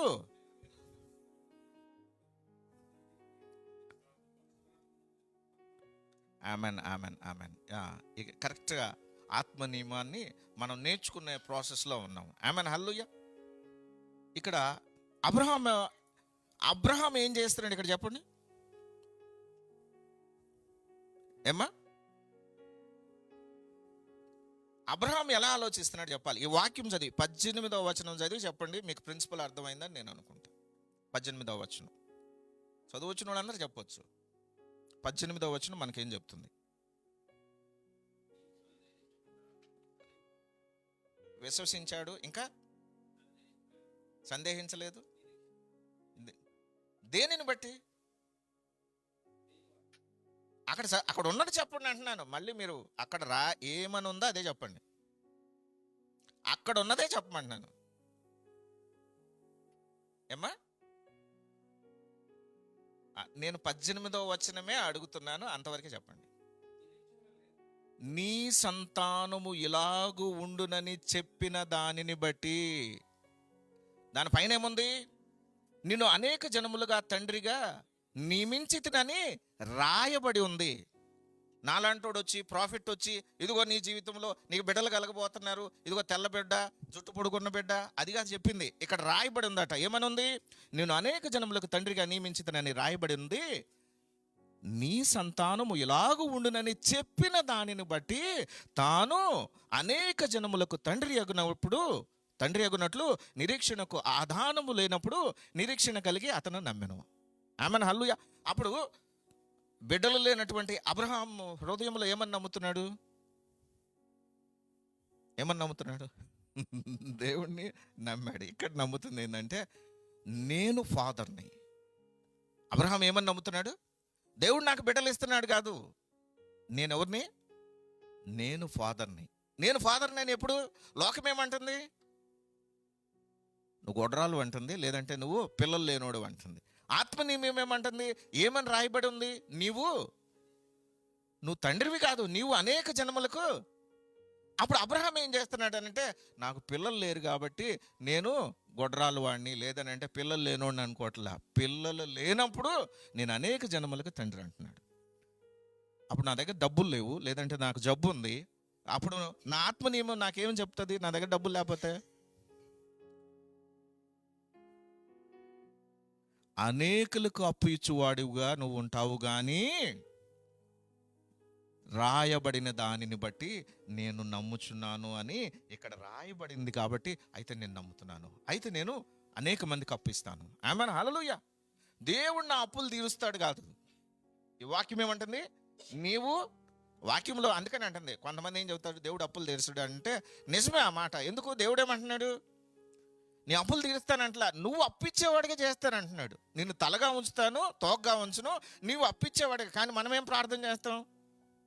ప్రభువా నా అప్పు తీర్చంటున్నావు. ఆత్మ నీమేమని చెప్తుంది అంటే సగంలోనే అన్రైపెన్గా, లేదనంటే ఏమనాలి, సరిగా రైపెన్ అంటే పండనటువంటి వాక్యాలనే మనం దేవుడు వాక్యం ముందుగా సరిపోతుంది, అయితే అప్పు తీర్చేస్తాడులే అని మనము విశ్వాసాన్ని ఆధారం చేసుకొని మేము చెప్పిన కొన్ని ప్రిన్సిపల్స్లో ఏం చేస్తామంటే ఆత్మ నియమాన్ని ఎత్తేసి వాక్యంలో లేని దాన్ని మనం కొన్నిసార్లు అనుకుంటాం. కానీ ఈ వాక్యంను కనుక చూస్తే 19వ వచనం, మరియు అతడు విశ్వాసమునందు బలహీనుడుగాక రమారమి 100 ఏళ్ల వయసు కలిగిన వాడైన అయినప్పటికీ తన శరీరం మృతుల్యమైనట్టు శారా గర్భమందు మృతుల్యమైనట్టు ఆలోచించిన కానీ ఆ విశ్వాసము వలన దేవుని వాగ్దానమును సందేహింపక దేవుని మహిమపరిచి ఆయన వాగ్దానం చేసిన దాన్ని నెరవేర్చుటకు సమర్థుడని విశ్వసించి విశ్వాసము వలన బలము పొందెను.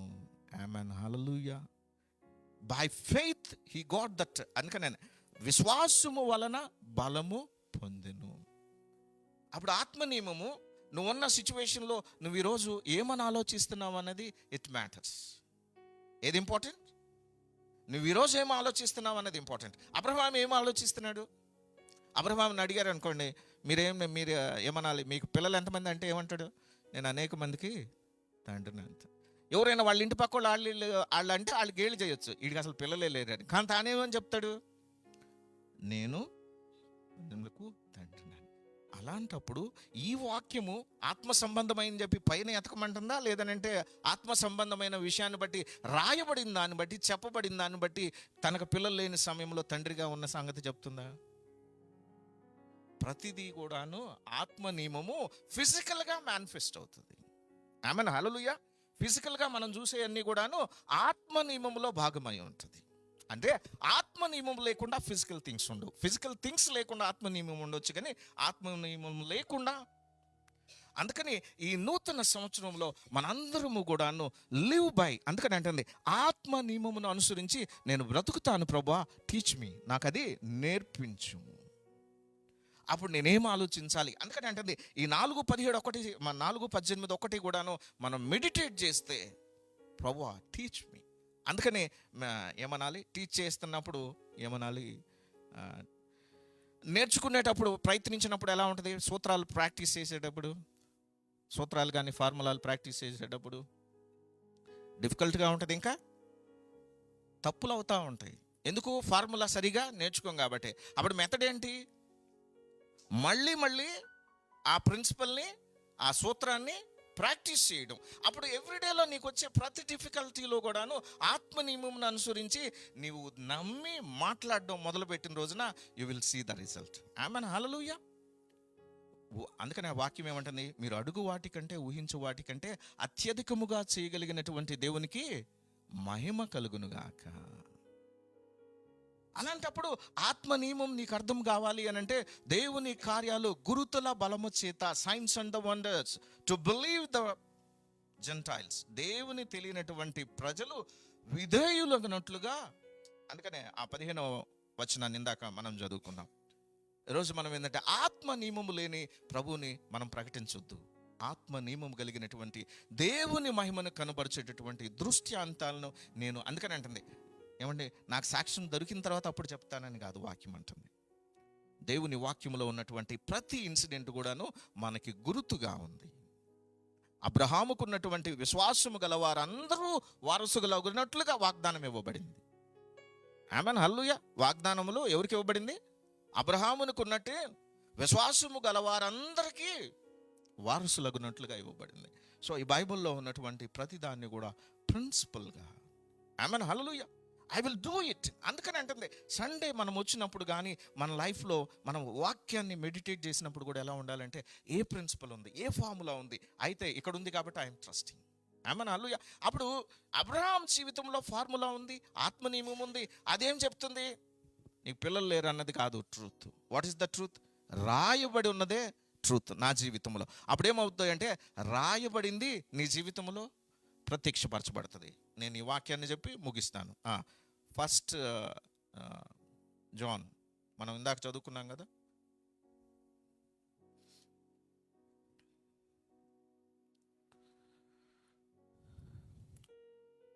1-2 వచనాలు. జీవవాక్యమును గూర్చి ఆది నుండి ఏది ఉండెనో మేమేది వింటిమో, కనులారా ఏది చూచితిమో, ఏది నిదానించి కనుగొంటిమో, మా చేతులు దేనిని తాకి చూచినో అది మీకు తెలియజేయుచున్నాము.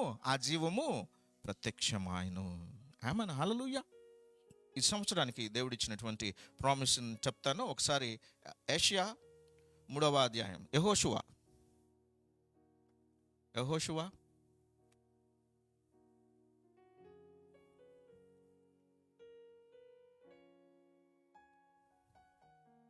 3వ అధ్యాయం 7వ వచనం.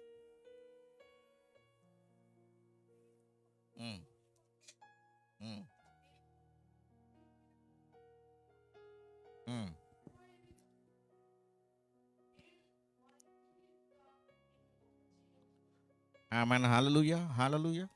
ఇందులో హాఫే ఫుల్గా ఉంది. 7వ వచనం ఏమంటుంది చదవండి పైకి అందరూ.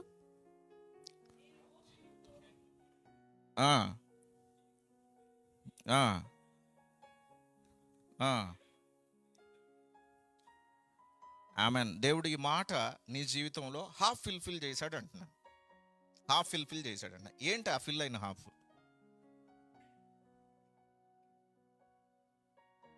ఆల్రెడీ వాక్యంలో చెప్పబడింది ఏంటంటే సర్వశక్తిమంతుడైనటువంటి దేవుడు మీకు సదాకాలం మీతో ఉంటానన్నాడు. ఇంకొకటి దాంట్లో ఎవరికైనా డౌట్ ఉంటుందేమోనని, మీరు దేవుని యొక్క ఆలయమై ఉన్నారని మీరు ఎరుగురా.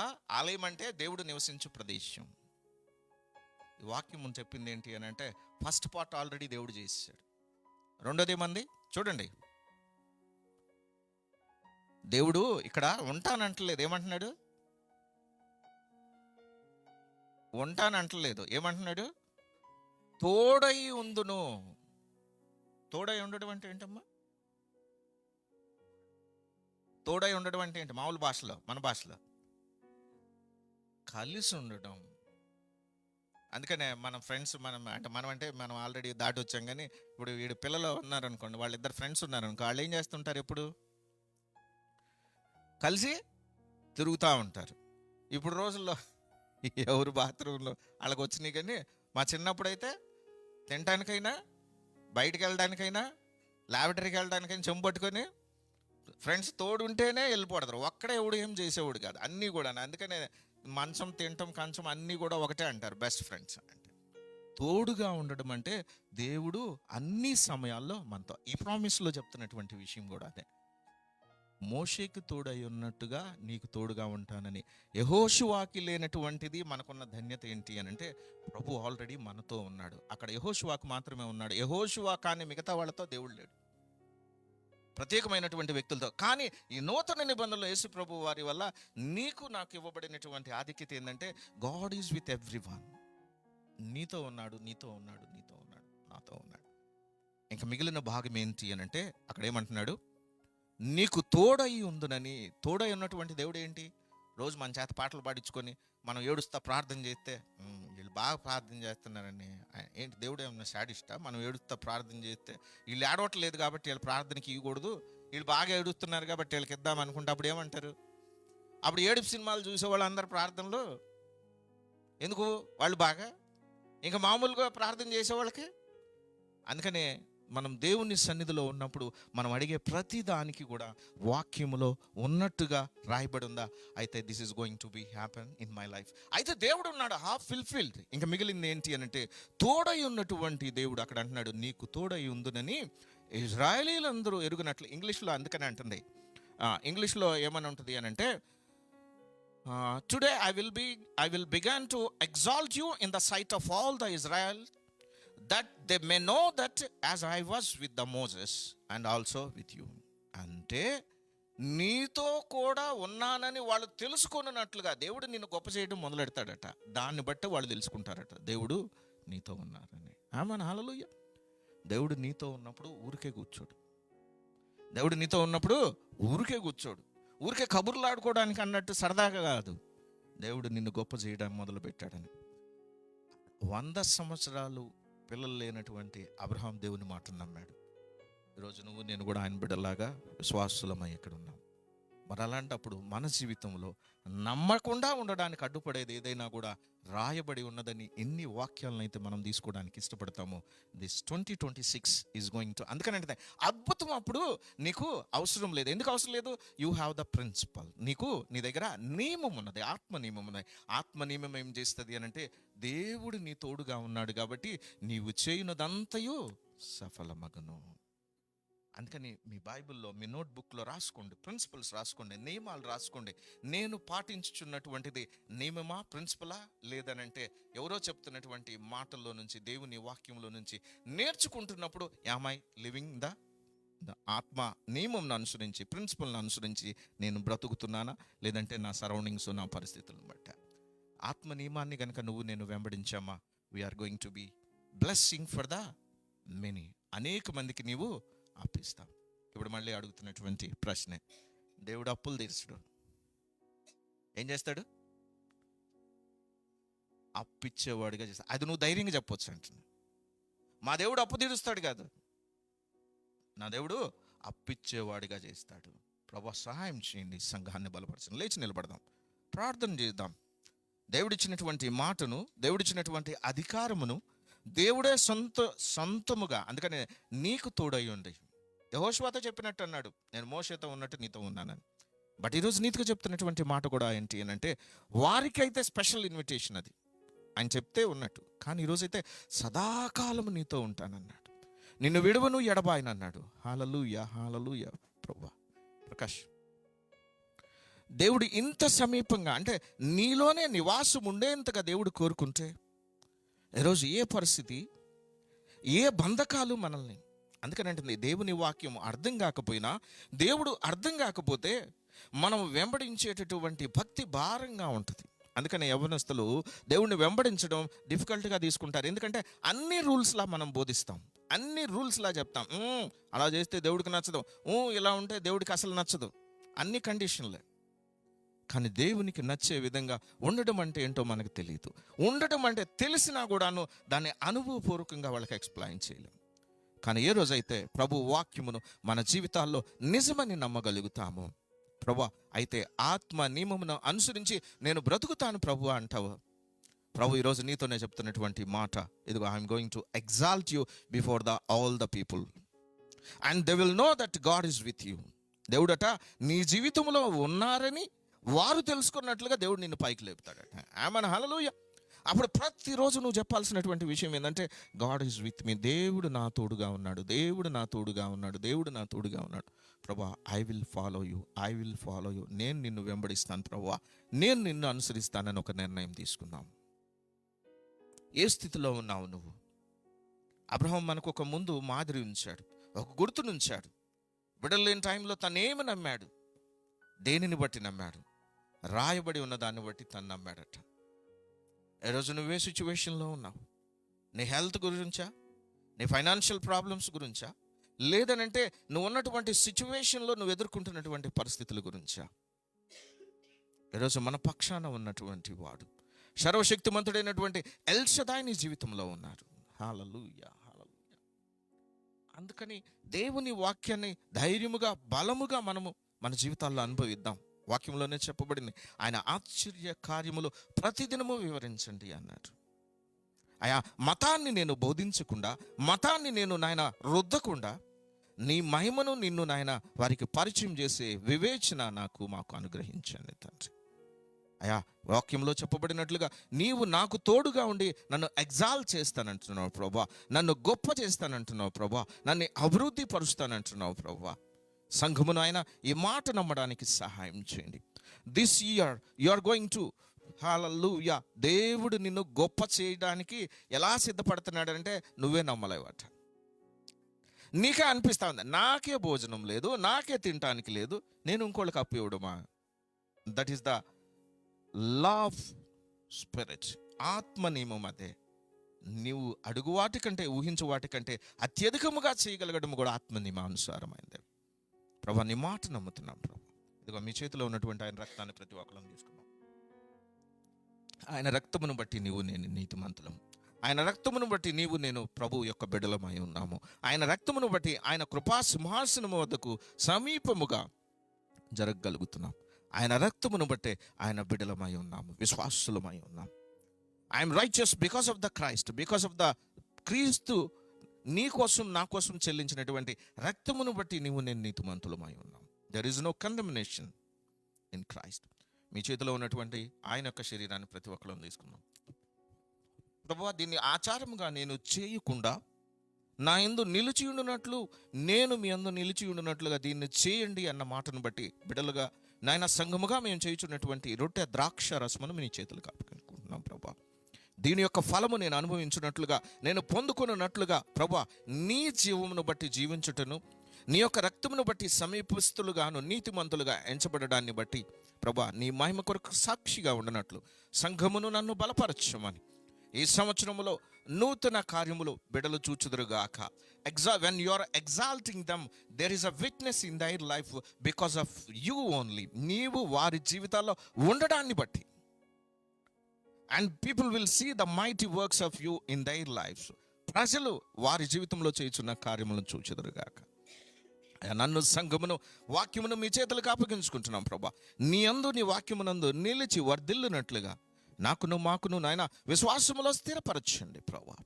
అయా మేము నాయన విశ్వాసమును ఆధారం చేసుకొని బ్రతకడం నేర్పించమని సంఘమును మీ చేతులకు అప్పగించుకుంటుండగా ప్రభా. Nobody is need to bless your people lord. నీ ప్రజలను వేరెవడో ఆశీర్వదించాల్సిన అవసరం లేదు, because you already bless them. మీరు ఆశీర్వదించబడిన వారు అంటున్నారు, ఆశీర్వాదమునకు వారసులుగా పిలువబడ్డాను అంటున్నారు ప్రభా. వారిని నాయన నేను ఏ విధంగా ఉండాలో నీ వాక్యంలో చెప్పినట్టుగా బ్రతుకుట మాకును ఇష్టముగా చేయమని, దాన్ని వెంబడించుటకు నాయన దానిలో బ్రతుకున్నట్లు చేయమని మా ప్రభువును ప్రియకుమారుడనే సునామంలో ప్రార్థించి వేడుకుంటున్నాము తండ్రి. Amen, amen, amen. తండ్రి యొక్క ప్రేమయు, కుమారుని యొక్క కృపయు, పరిశుద్ధాత్మ అన్యోన్య సహవాసం సదాకాలము తోడైండి నడిపించునుగాక. Amen, amen, amen.